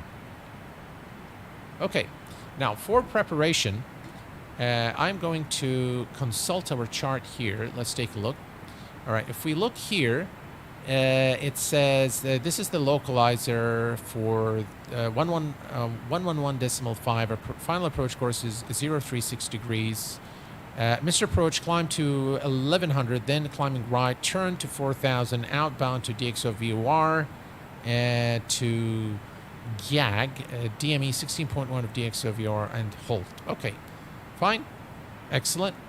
DME required, simultaneous approach authorized, ILS glide path not consonant VGSI, angle 3. Okay, so again, this is a 3-degree slope, which is cool. So we can, our method for calculating the TOD works.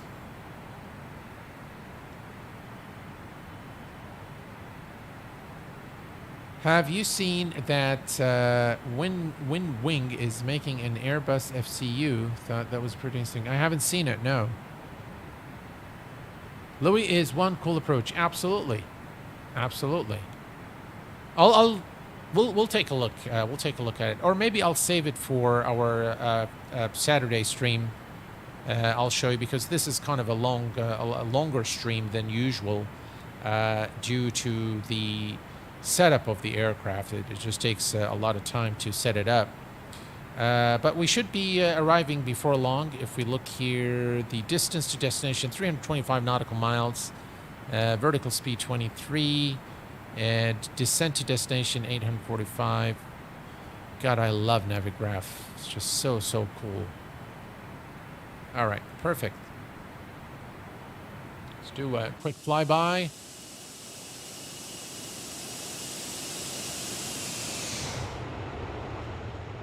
Oh, yeah.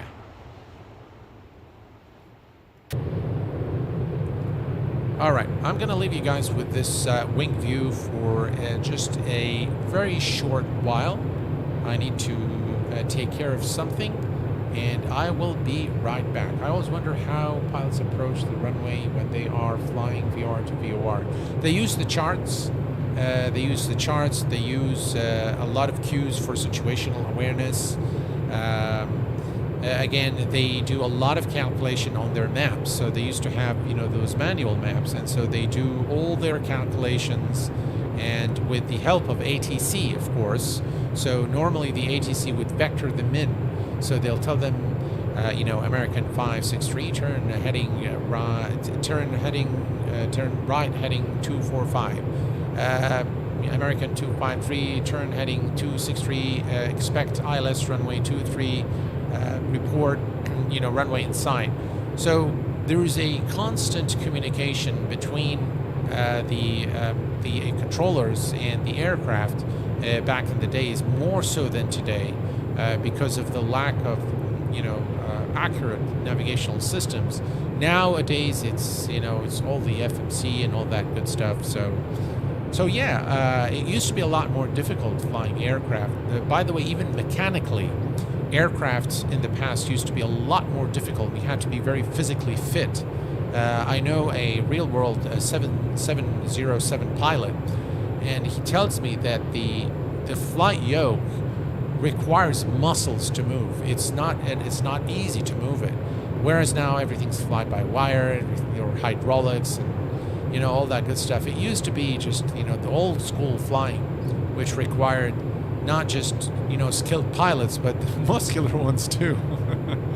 All right, give me guys just a little bit. I'll be right back.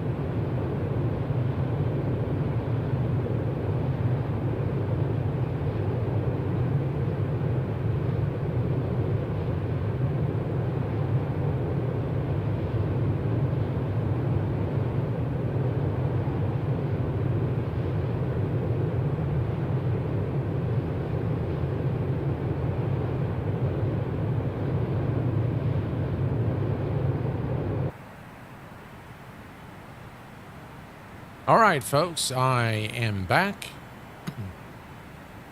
I hope I wasn't gone for too long. Duncan, if you decide that you want to buy the 742 and you just feel intimidated due to its complexity, I'm more than happy to get with you on a one-to-one session on Discord, and I can share my screen, or you can share your screen with me, and then I'll guide you step by step on what to do to set up the aircraft and get it off the ground. You can definitely go back and watch this this video or this stream after. I know that streams are difficult to watch afterwards, unless you want to go to a specific timestamp. And I don't normally do chapters for streams. I just do it for videos. It just takes a lot of time. But I'm more than happy to do the stream with you live. So one-on-one session on Discord. and show you the ropes of flying the aircraft. I'm more than happy to do it. So don't feel intimidated, please. If you're itching to buy it, go ahead and buy it. I'm more than happy to do it. You're most welcome, Duncan. Yeah, I can't. I'm itching to go and purchase the Inabuilds Dubai International and play around with it and report back to you guys. Maybe we'll take a look at it also during our stream. No, actually, I can't do that. Not on the Orbex sponsor stream. I can't do that. That's the thing with sponsorships. You know, it's you know, they get very particular, which for obvious reasons, that, you know, they only want their products to show during a stream that is sponsored by them, which is their right. I agree. I understand.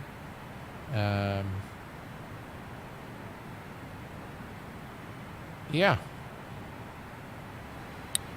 Engineer station, we're going to just make sure that our fuel is okay. Looks like the fuel is good. Everything's good here. Again, you can notice here that the shadows are not jagged, so much better. Again, I've showed this, how to do this tweak. It has no performance hit on my machine. I know some of you have said that it has caused them a few FPS, but in my case, it was really no problem whatsoever. All right, let's take a quick look at Navigraph, see where we are. And we are... All right, so we're getting pretty close now. The last probably 200 nautical miles before we arrive. What is the destination? Yeah, 286 nautical miles. So we're getting pretty close now to the arrival. And I can't say the name. Is it Geaton or Geaton? I'm not sure how to say it, but thank you very much for your subscription and welcome to the channel. All right, so guys, what are you going to do on Christmas holiday on the 25th of December? Boy, I wish MSFS had clear shutters like that. Looks great. Yeah, it does look very nice, Chris. It does. So what are the plans for the 25th of December? Unfortunately, here in Kuwait, Christmas is not an official holiday. What I normally do Christmas is we get up the Christmas tree and we put all the ornaments on it. It's part of my teaching for my kids. Is to I'd like to teach them to be tolerant of all other religions, with all points of view. I just don't. I don't like them to become, in any way, shape, or form, to develop any prejudice against any religion or any a point of view that differs from their own, and that has been my upbringing and my the teachings of my parents. So I'd like to pass that on to them because I think it's a great thing to teach your kids to value other religions and to celebrate what other humans celebrate. Sharing is caring, and to me, sharing the knowledge is a wonderful thing. But sharing also people's happy moments, people's sad moments, is just equally important in my view, and that has been what I taught them, and they've done great. I just really am very proud of my kids. They're no longer children, they are, in my eyes, they're always going to be, daddy's girl and daddy's boy. That's always going to be the case, obviously, but I'm proud of who they've become. I think it paid off the time that I've spent with them when they were little, because I can see now with their friends, they have, friends from different nationalities, different religions, different backgrounds, and they have learned to appreciate different cultures, to appreciate different points of view. And it is, I always tell them, look, it's okay to disagree with someone as long as you do it in an amicable way. it's good to disagree because you always learn something new when you have differing points of view. So yeah, that's been my so I'm quite proud of them. And we just bring up the tree, you know, we set up everything, and we buy gifts, we exchange gifts.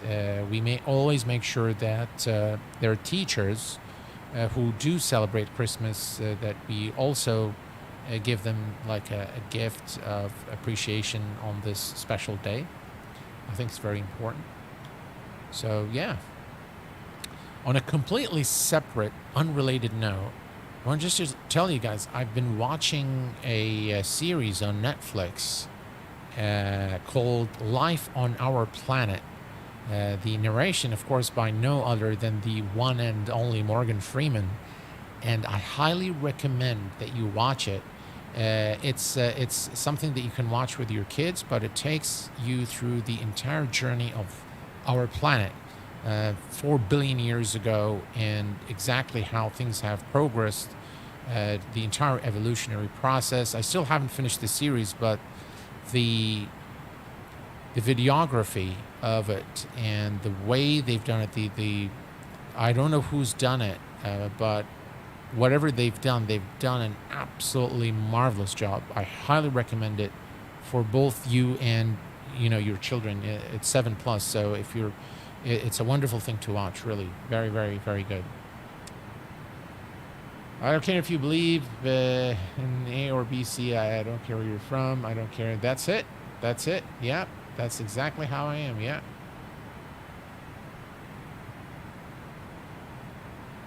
We'll be eating and finishing packing to leave on the 26th for Romana. Is it Romania? You mean you're going to Romania, Jeff? Merry Christmas to you and your family, Sam. Thanks for everything. Well, thank you, sir, for your support always. And thank you for being a member of the channel for so long. I appreciate your support, sir.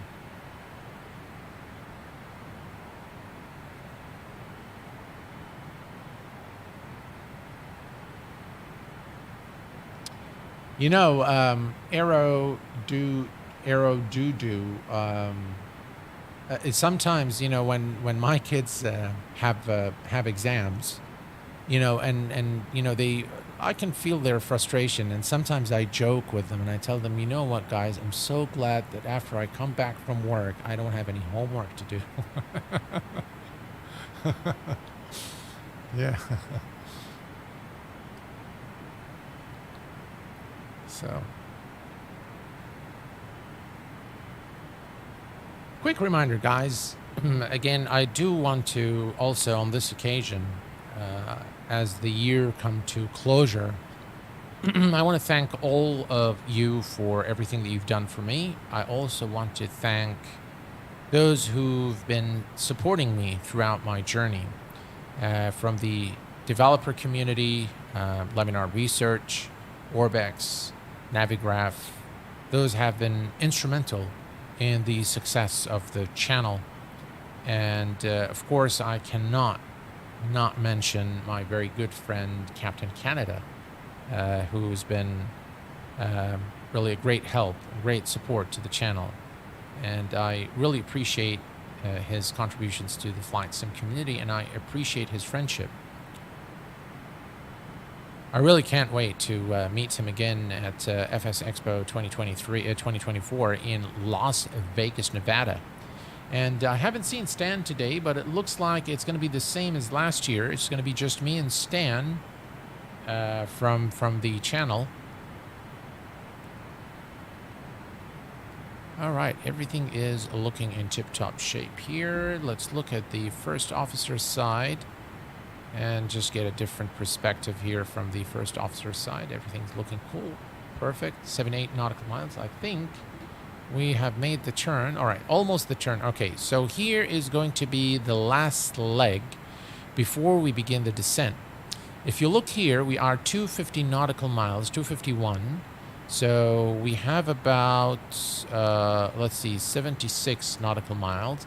So once we make the turn towards Alpha Papa Echo, once we are at this VOR station, we will begin the descent. So we're about 115 nautical miles or so from top descent. We can see the cloud cover now forming.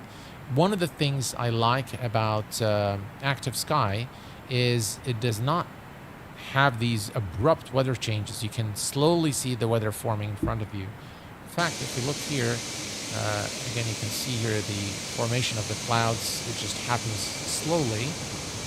There you go. See, the changes are not sudden, so they happen kind of gradually as it loads a new METAR. Yeah, look at this 747. Wow. Just absolutely gorgeous.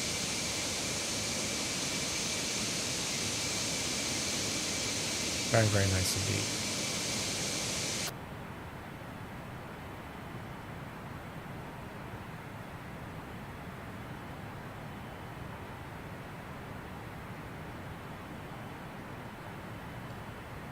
It's been a stressful week. Last week, not this week, was a very short week, 2 days only, due to the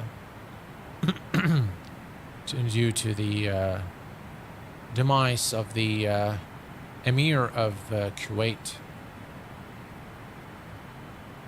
and so top of descent in 117 nautical miles. Yeah, the Emir of Kuwait has passed away. And on that occasion, everything closed for 3 days. It is a time of mourning in Kuwait. And of course, 40 days of mourning, but 3 days were completely off. The entire country was off. All the government establishments, private sector, everything was off for 3 days. And yeah. The week before that, work is just stressful, guys. Work is just stressful. Sometimes, you know, I think if I wasn't working full time, would I give a little more time to the channel? And I probably would. I would probably spend a lot more time doing. Thank you very much, Duncan. Appreciate it. I would probably spend a lot more time with the editing of videos. Lately, I haven't been really feeling like doing a lot of things with the editing and, you know, making it like really bombastic. I use the minimum to edit the videos because I just don't have much time. Now, normally, you know, the recording takes about two to 3 hours to record, and it takes an equal amount of time to edit the video. After a while, of course, you learn the ropes and you become really good at it. And you can do it in less time, but yeah, most of the time I just, you know, don't have much time to do that. And hence, by the way, you know, I've turned to the streaming format because it's one stream. You do it, you don't have to edit anything, and you're done. So that is the reason. Okay. So if we look here now, this is where it gets very important. We are approximately 53 nautical miles DME from Alpha Papa, is it Echo? And if you look here, yeah, this is 53 DME, okay? And what we need to do is we need to begin the descent. We need about 108 nautical miles in total. So if I come here to Navigraph and I look here, 227, so about in 100 nautical miles or so, we will begin the 117 to be exact, as I've said. So maybe in 100 nautical miles we'll begin the descent towards our destination, which is Detroit Metro Wayne Airport.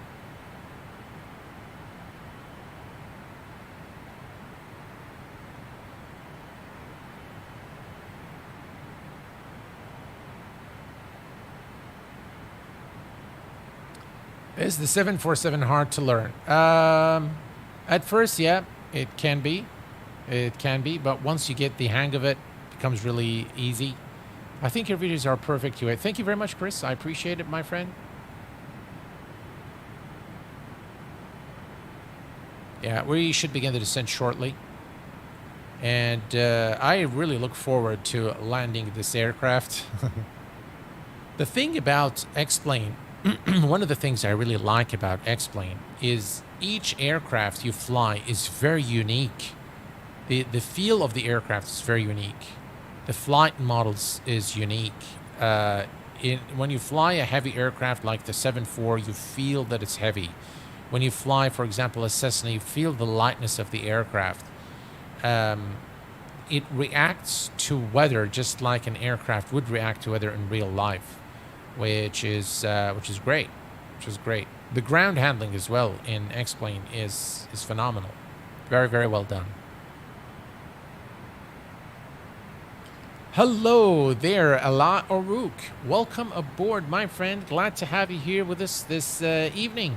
You just finished work. Oh, cool. Well, I tell you, Allah, I feel very flattered that you just finished work and you joined the stream. Well, thank you for that, sir. I appreciate it. That's very kind of you. Alrighty. Perfect. All looking good here. Let's do a quick flyby, a cinematic flyby here, and just admire the beauty of the engineering of this aircraft. Just look at it. Wow. You have got to love it. The 747 in all its glory.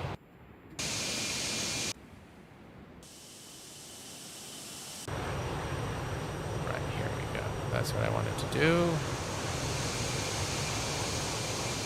Look at the texturing of this aircraft.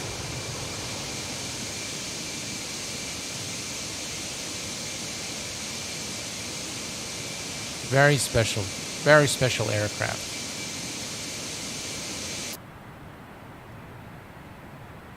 All right. 48. Okay.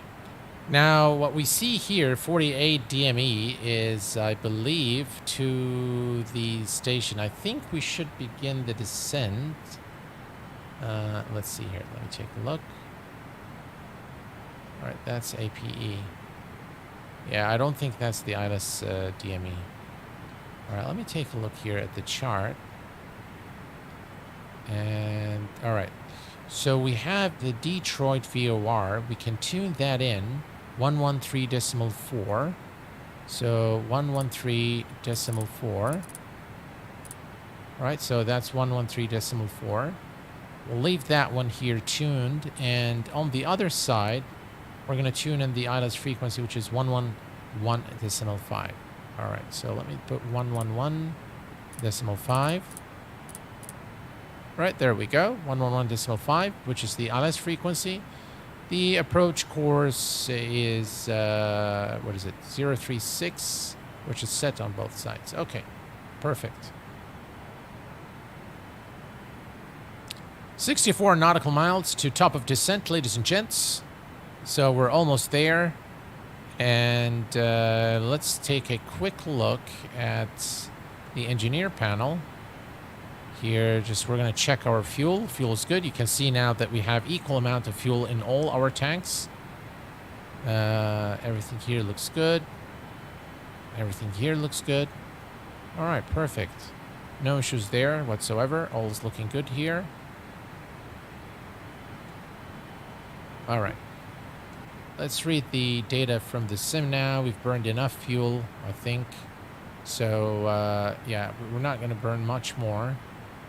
And we're going to read that here. That's the altimeter, 3038. That changes our speeds a little bit. Yeah, okay. Perfect. Is there a reason you don't set the ILS for Captain 2? No. So you will have to set them both. The reason I put this is a VOR station just so that I know we're getting closer to the airport. So this is just for we're not going to navigate to that VOR, but once I pick it up in the radio, I'll know that I'm getting closer to the airport. so I don't have to keep flipping back and forth to Navigraph. That's the only thing.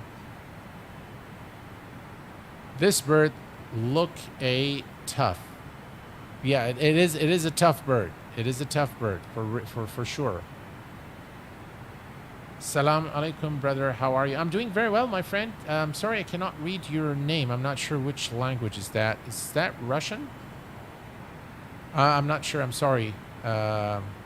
What is? But thank you. I'm doing very well. I hope you are the same, my friend. What is your best airplane in X-Plane 12? The Fly JSOM-8, the Q400, followed by the Hot Start Challenger 650. And followed by the Felis 747. Those are the top 3 aircraft in X-Plane 12, as far as I'm concerned. Elias, okay, hi, I'm from Greece. Welcome aboard, my friend. Glad to have you here. I had a very, very good friend from Greece. Goes by the name of Fotis. A very, very good friend of mine. We went to school together, and he used to always, on weekends, he used to cook. And he used to cook this really great Greek food. You reminded me of him. Welcome aboard, my friend.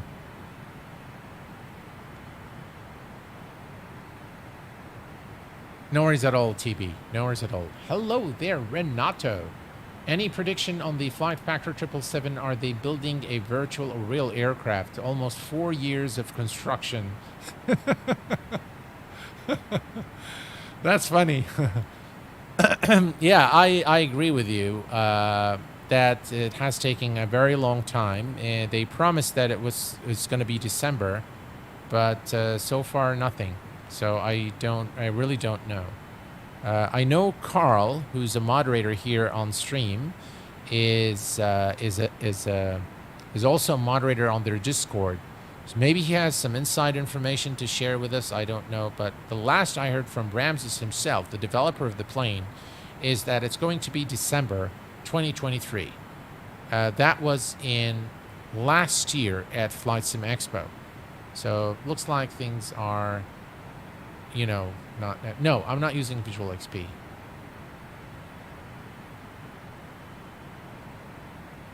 They just did not say which year. Yeah, you're right, Alex. It looks like it's going to be maybe 2024. All right, let's take a quick look here. Let's see where we are. All right, we can see now we're getting pretty close to Alpha Papa Echo.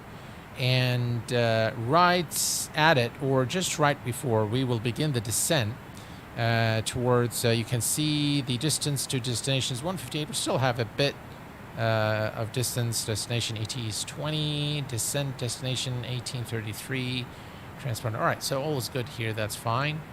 And yeah, we should begin the descent shortly. It looks like it's going to be rough, guys, once we arrive there, but it should be fun. Hello from Canada. XO, is it Toby or is it Tobe? And we have also Luvik. You really have to pilot the plane to speak. You really have to pilot the plane. I'm not sure I get you there, Luvik, but okay.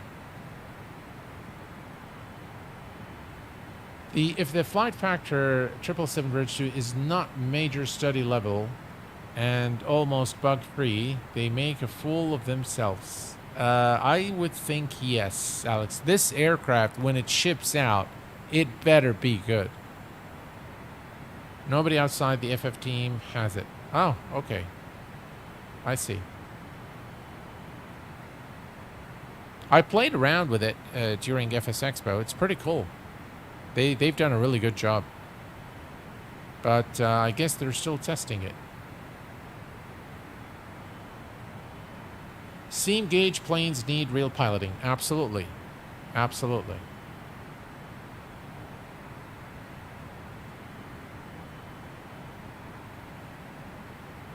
No worries there, TB. No worries, my friend. It's hard to study the B747. A lot. It's a little bit difficult to learn it because it's very complex, but once you get the hang of it, it becomes easy. And I'm going to extend the same invitation to you a lot if you like. Duncan is thinking about buying the aircraft. He's itching for it, I think. So I'm going to extend the same offer to you. If you like, I can set you guys up on a live session on Discord, and where I share my screen, or one of you guys share the screen, and then I walk you through how to start the aircraft, what to do, what is required. You're more than welcome to come back and watch the stream again, but I think one-on-one with this aircraft helps a bit. So yeah, I'm more than happy to do that. All right. Let's take a look here at APE. We are approximately 10 nautical miles. I am going to now start doing the following. We are going to switch the alt switch here to alt select. And now I'm going to start reducing. You see how the aircraft's pitching down? All right, let me just go here. All right, you see how it's pitching down? You see that? All right, so we're going to go here. 7, 6, 5. You see how the aircraft has started to pitch? We didn't actually have to use vertical speed. We didn't have to do anything. And now we can go all the way down to our altitude, which is 2,000 feet. Okay, so that is kind of a nice trick to descend using only the altitude select there. And now the aircraft is descending. We are about 120 nautical miles from our destination. So we are 120. Let me see here. All right. So that's us right there. And now we're going to just take this heading all the way straight to Detroit. Okay. We've begun the descent. The speed, we're going to keep the speed at 271 for the time being. We'll then reduce the speed as we approach the airport. We're descending at about 1,500, which is okay. We need maybe a little more for the descent rate, but as you can see, all is looking good now. Again, the trick is to don't change your altitude. First select alt select here from the alt hold switch button, and then start reducing by increments of 200 feet until you see the aircraft starts to pitch down. Then increase it to go to your selected altitude. And that's the easiest way and the most efficient way to descend when you're at cruise altitude in the 747 Classic. I quite like the FF767, even though it has some fuel burn issues. Yes, I do like it as well. Any city-level plane has a big learning curve. Absolutely. Absolutely. Enabled A300 for MSFS is coming any day now. Yes, I am aware of that. I've seen the email. I've received an email about that.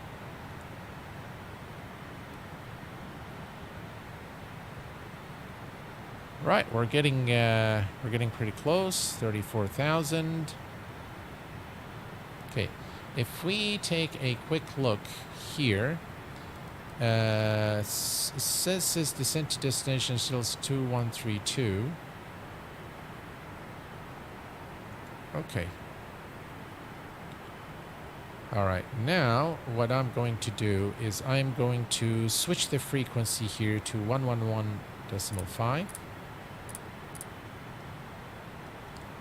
All right, and we can reduce the speed here to about 260 knots. There we go.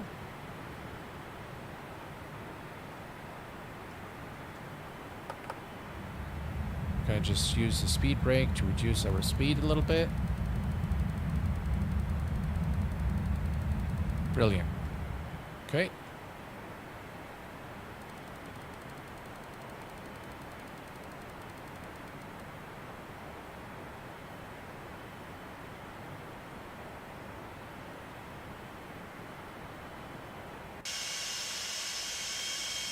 It's going to be a nice time to approach Detroit.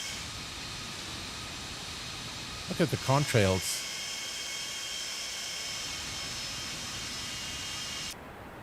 Okay. So we're not doing very well in terms of the altitude. We're still a bit too high.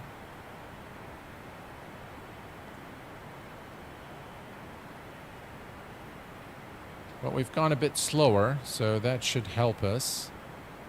Yeah, about 1971. That's okay. All right. Okay.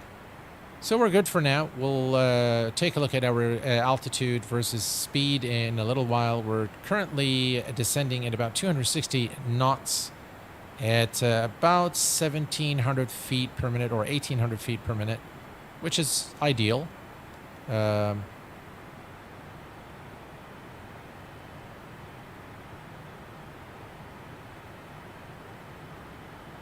The clouds still need work in X-Plane 12, I believe. Yes.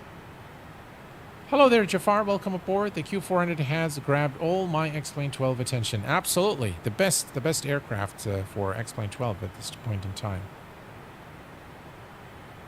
Boeing Corp Mike, thank you very much for your super chat, my friend. $5 super chat. Thank you so much. We need the Boeing 727-7374 MSFS. Happy holidays, and thanks for your wonderful and informative videos. Oh, thank you very much for that. That's very kind of you, sir. I really, really appreciate that, Boeing Corp Mike. Thank you. That is very kind of you. Very, very kind. Thank you, sir.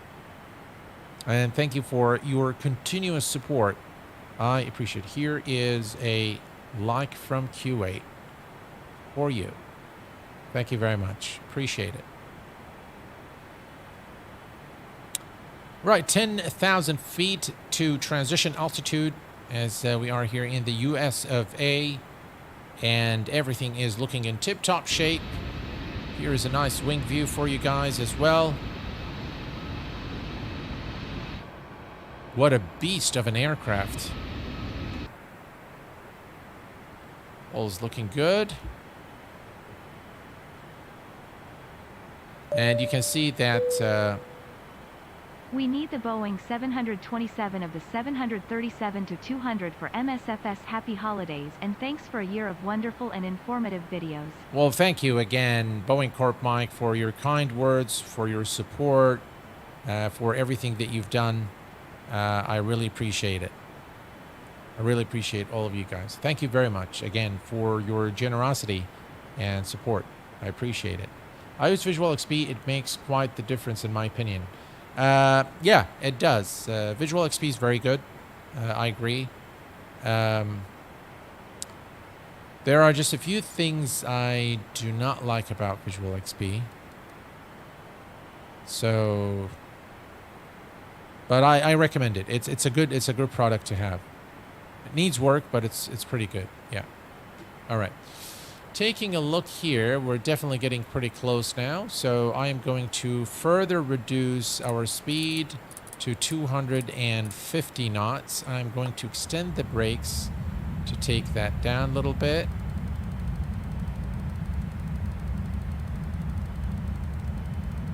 You can see the weather changes here as we approach Detroit.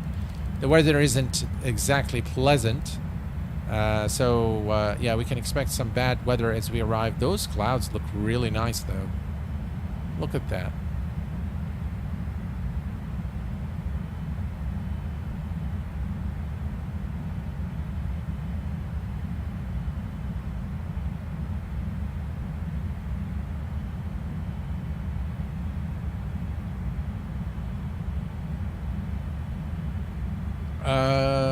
The live weather, I tried had to... Yeah, you can use the default weather in X-Plane, or you can use active sky, like I am. Both combinations work perfectly fine.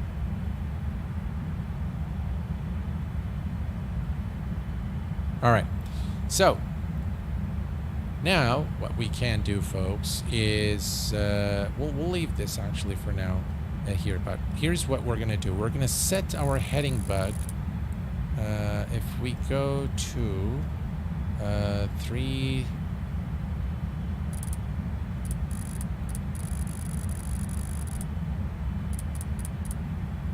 about 355, about 355. Okay, let's keep it there. Excellent. We're looking good. Look at this as we go through the clouds. That looks really good.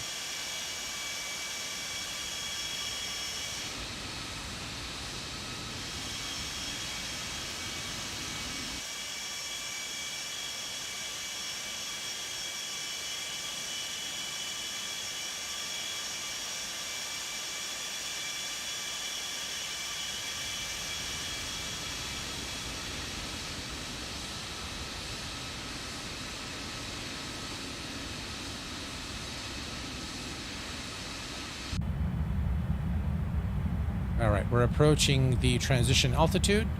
Let's very quickly take a look at the altimeter. Is 3041. Oh, landing performance. Read from sim 3041. Okay. So let's do that. 3041. All right. And now we need to start preparing for the descent. So we're going to come here to the fuel heat. Goes to off position. Perfect. And we're going to come over here, set the brakes to medium. All right. Perfect. And we're going to come here and go to the checklist. Next. Descent checklist, seatbelts, and we're going to go ahead and turn those on. Okay, perfect. Anti-ice, exterior lights, check, auto brake, done. Radio, INS switches needs to go to radio. Okay, so before we do that, let me, let's see how, okay, we're doing okay here, so let me put that out, and we can... Okay, here we go. Very good. Excellent. And the lights we don't need now, but we need the speed brakes to be armed. Okay. Now, if we come here, if you look at your graph, you see that we're actually getting pretty close now to the airport. Okay? So what we're going to do is we are going to switch now to radio. And once you switch to radio, you are able to, we're going to go to heading select. Okay. And let's see here. There we go. Okay. So now we have the radio and we are in heading select mode, and we're going to switch this one to radio as well. And we have the ILS frequency set up. We are going to stay in heading mode here until we are closer to the airport. We are descending through 15,000. We're looking good. We can reduce the speed once we are below 10,000 feet. Then we'll reduce the speed, but everything's looking okay. Look at the cockpit lights, guys, at night. Look at that. Just absolutely gorgeous. Gorgeous lights inside the cockpit.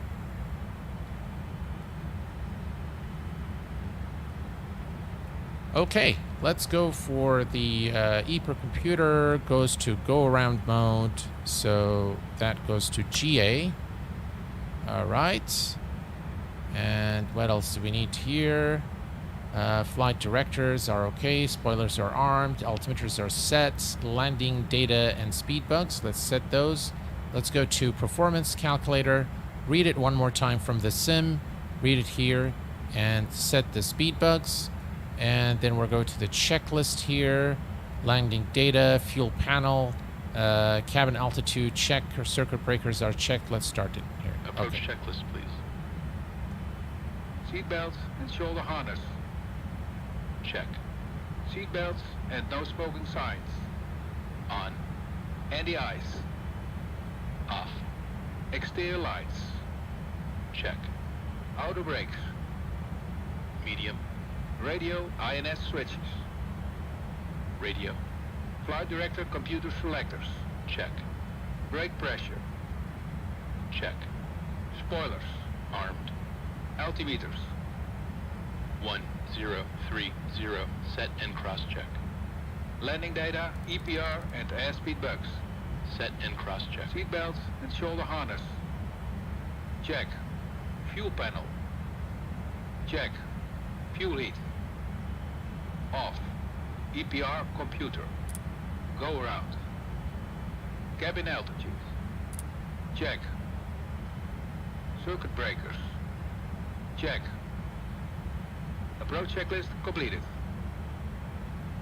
All right, so the approach checklist is complete. The next checklist is the landing checklist. We're going to make sure that the ignition is in flight start mode and everything here is good. Okay, perfect. We have the ILS frequency. Let's double check the ILS frequency here, which is 111.5. Our final approach course is 036 degrees, and the weather, as anticipated, is going to be very crappy, guys. No, there's no FS2 crew in X-Plane. So this is built in with the aircraft. Everything that you've seen today, the passenger announcements, everything is built in. So there's really nothing nothing that is an add-on here. Everything is built in within the aircraft. I do need to scoot off, I'm afraid. Have a good landing. Thank you for the stream. See you in the next stream. No worries, Duncan. Take care, my friend. Yeah, I do realize this is a bit of a long stream, considering, you know, the normal length of my streams. This is definitely a long one. All right, we're getting to 10,000 feet. Landing lights are on. Runway turnoff lights are on. Seatbelt signs are already on. And we are looking good. If we consult our charts here, you can see that we are approaching Harla. And we are doing just fine. We can actually switch this to VOR lock here. And we'll maintain the existing heading for the time being. I'm just going to adjust the heading to 340 degrees. There we go. Approach course is set.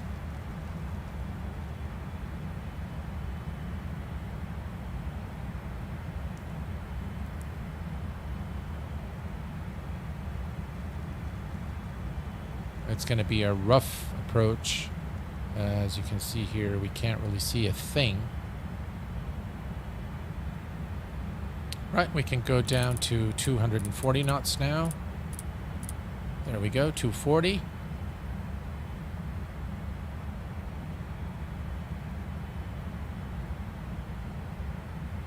We're descending at about 1,000 feet per minute. And looking here, I think we're fine.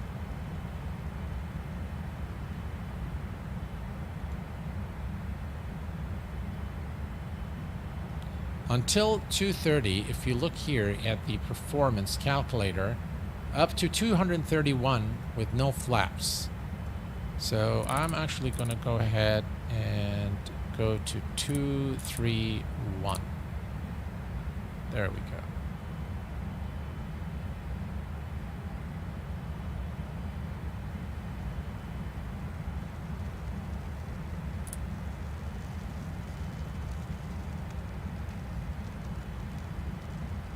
Why is it complaining about the auto throttle?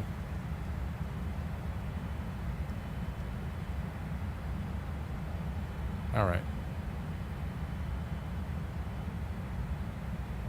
All is looking good. I love the cockpit lights on this aircraft. It's very well done.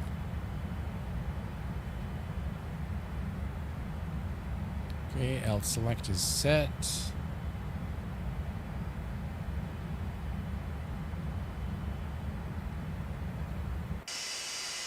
We can't see a thing, literally. Which is going to make the approach a little more challenging. What's your favorite default airliner in MSFS? Default, probably the 787 and the Cessna 152. Let's take a look here. We're looking good. Right on the heading there exactly to intercept Harla.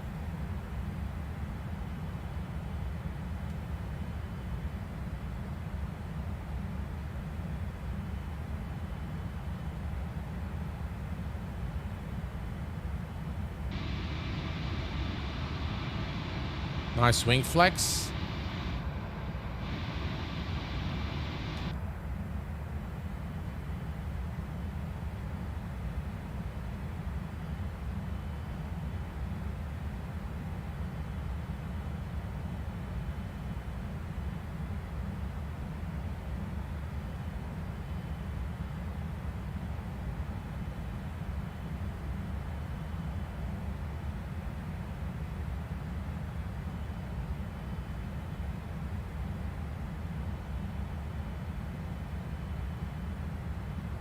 See our speed.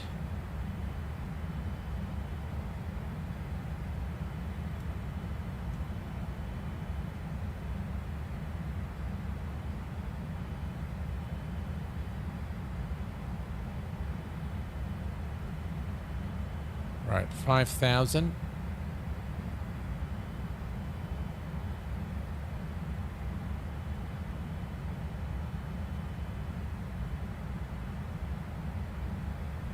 We're gonna go and start reducing our speed to 211 knots. There we go. And let's extend the brakes a bit.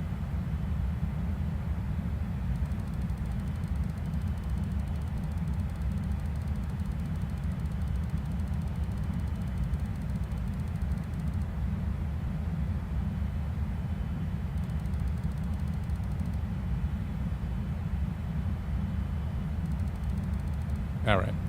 If you look here, we are actually pretty close now. So we're going to switch now this to eyeless. Okay. And we're going to go flaps 1. Flaps 1.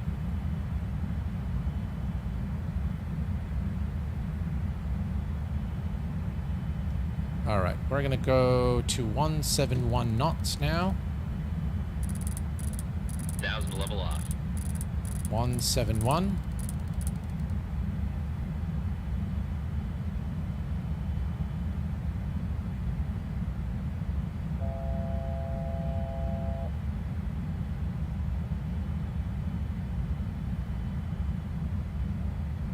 $500 feet to level off.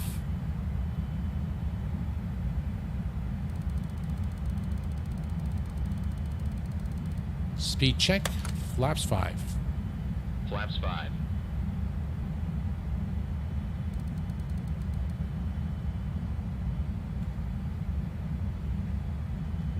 Okay.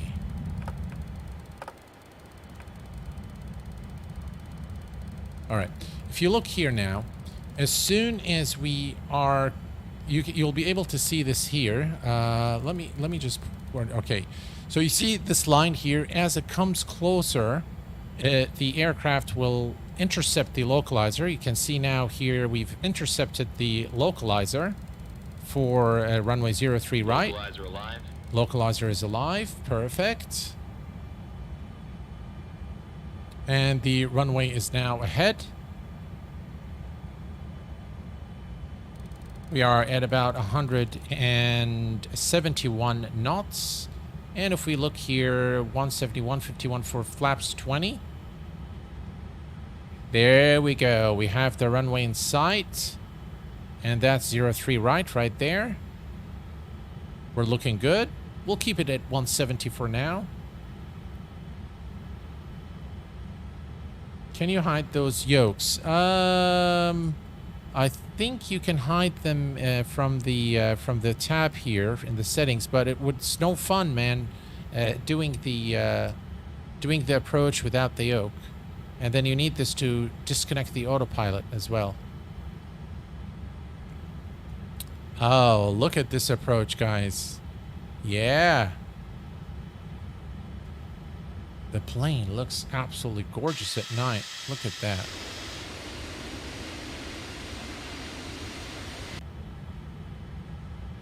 right, I'm going to go to flaps 10. There we go, flaps 10. Flaps 10. That's going to pitch the aircraft properly. And flaps 10, yeah, that's right. Then 20, 151. We're going to add about 5 knots to that. So 141, flaps 30. Okay. All right. We're lining up now for final. Look at the beautiful night lighting in X-Plane.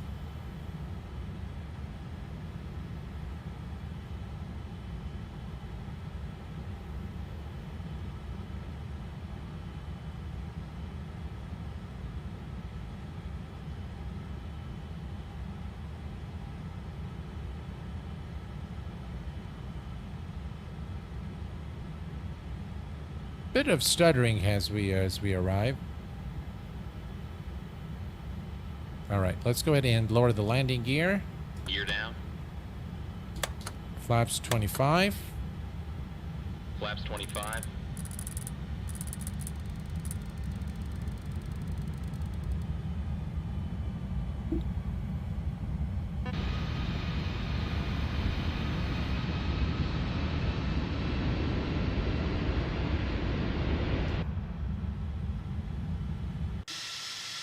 Look at that. Wow. Wow. That looks absolutely sensational. Look at that, guys. You have got to adore this. All right, here we go. Let's go to 141. Okay. And flaps 30. Flaps 30. Right, quick LE here. Let's come to the checklist. Landing checklist. Gear. Down and check. Down and check. Flaps. Flaps 30. Flaps 30. Ignition. Flight start. 1000. Anti-skid. Check. Altimeters. 1030. Set and cross-check. Landing checklist completed. Landing checklist complete. Autopilot disconnected. My aircraft.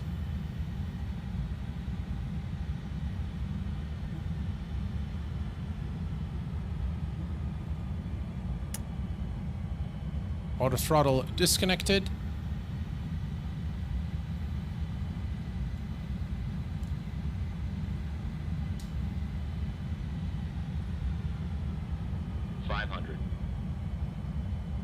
We're a bit too fast.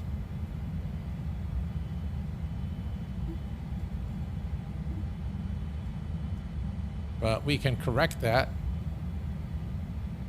A little bit of crosswind.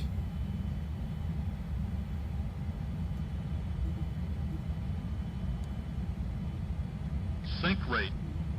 Sync rate. 50, 40, 30, 20, 10.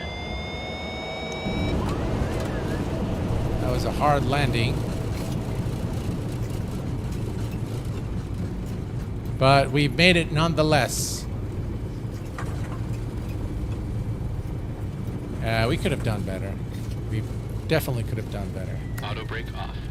All right. 60 knots.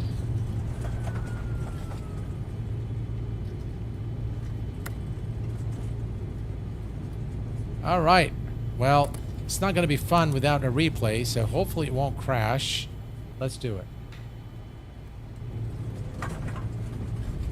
I think they fixed it. I think Laminar's fixed the replay issues. Sync rate. All right, here we go.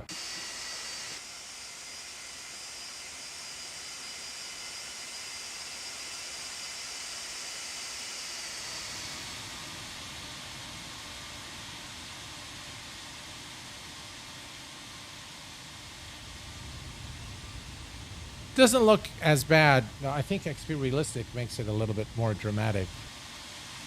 But, wow, look at that, guys. Look at that. Wow.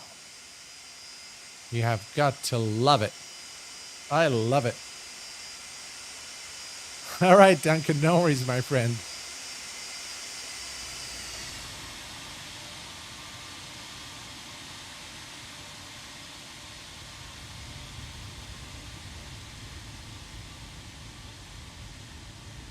I love X-Plane. What can I say? Let's do it one more time.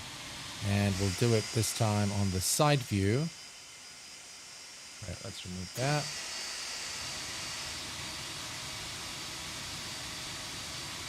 We came in a little bit too fast, but it's absolutely stunning.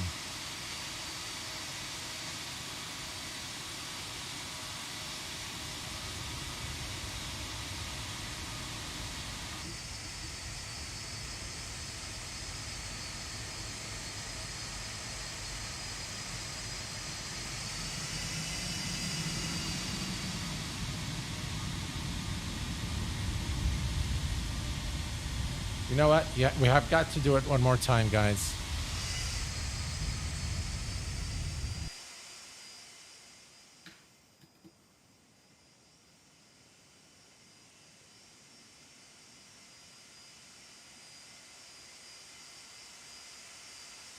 Look at that.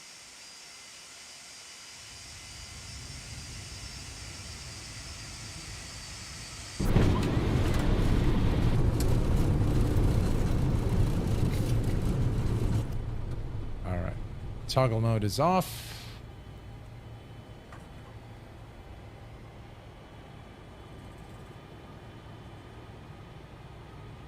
Okay. Landing lights are off. Runway turn-off lights are off. Strobe lights are off. And sea brake is disarmed.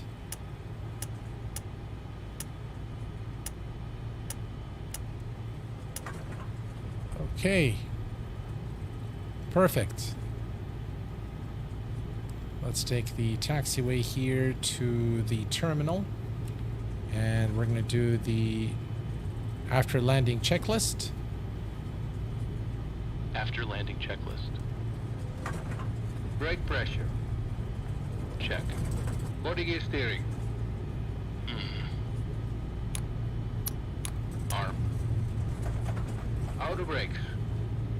Off. Ignition. I think it wants it in fly start, so that's okay. Let's check that. Engine and wing anti-ice.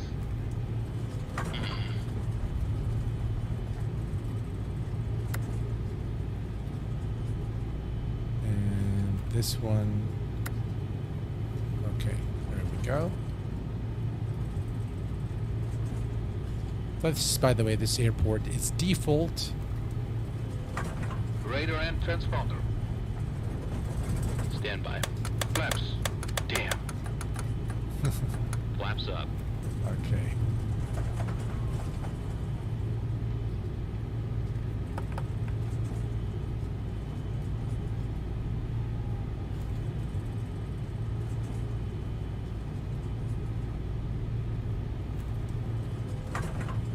Spoilers.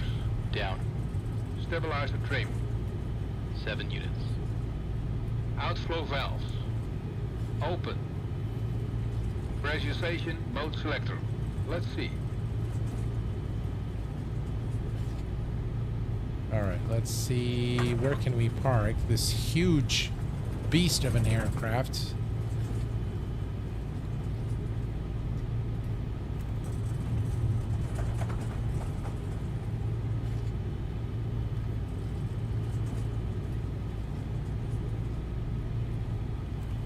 Let's see, maybe we can park it somewhere here.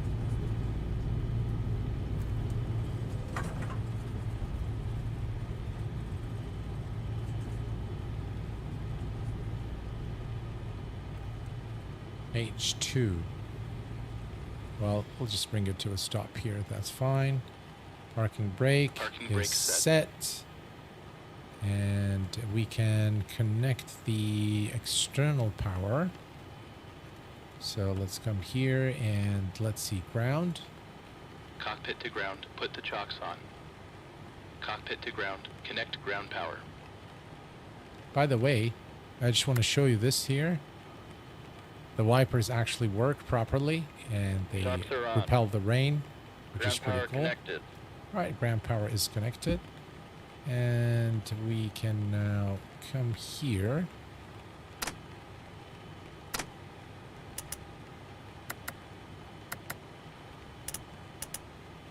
All right, and let's see. We can kill the engines.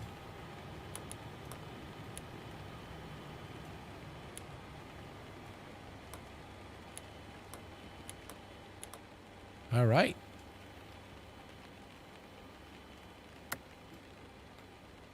Let's see. This is off. This is off. Slide deck door is open.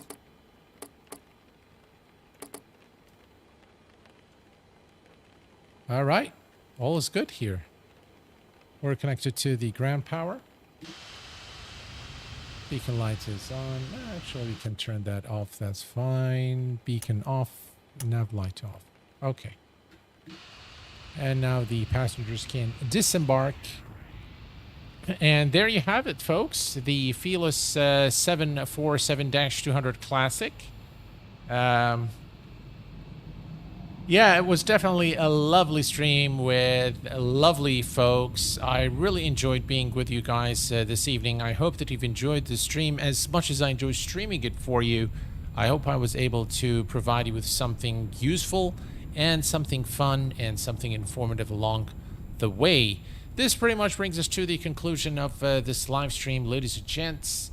Again, thank you very much for being here with me this evening. It's been fun. I realize this was a long stream, but until we meet next, please stay safe and please do take care of yourselves and each other. I will see you all real soon. Good night.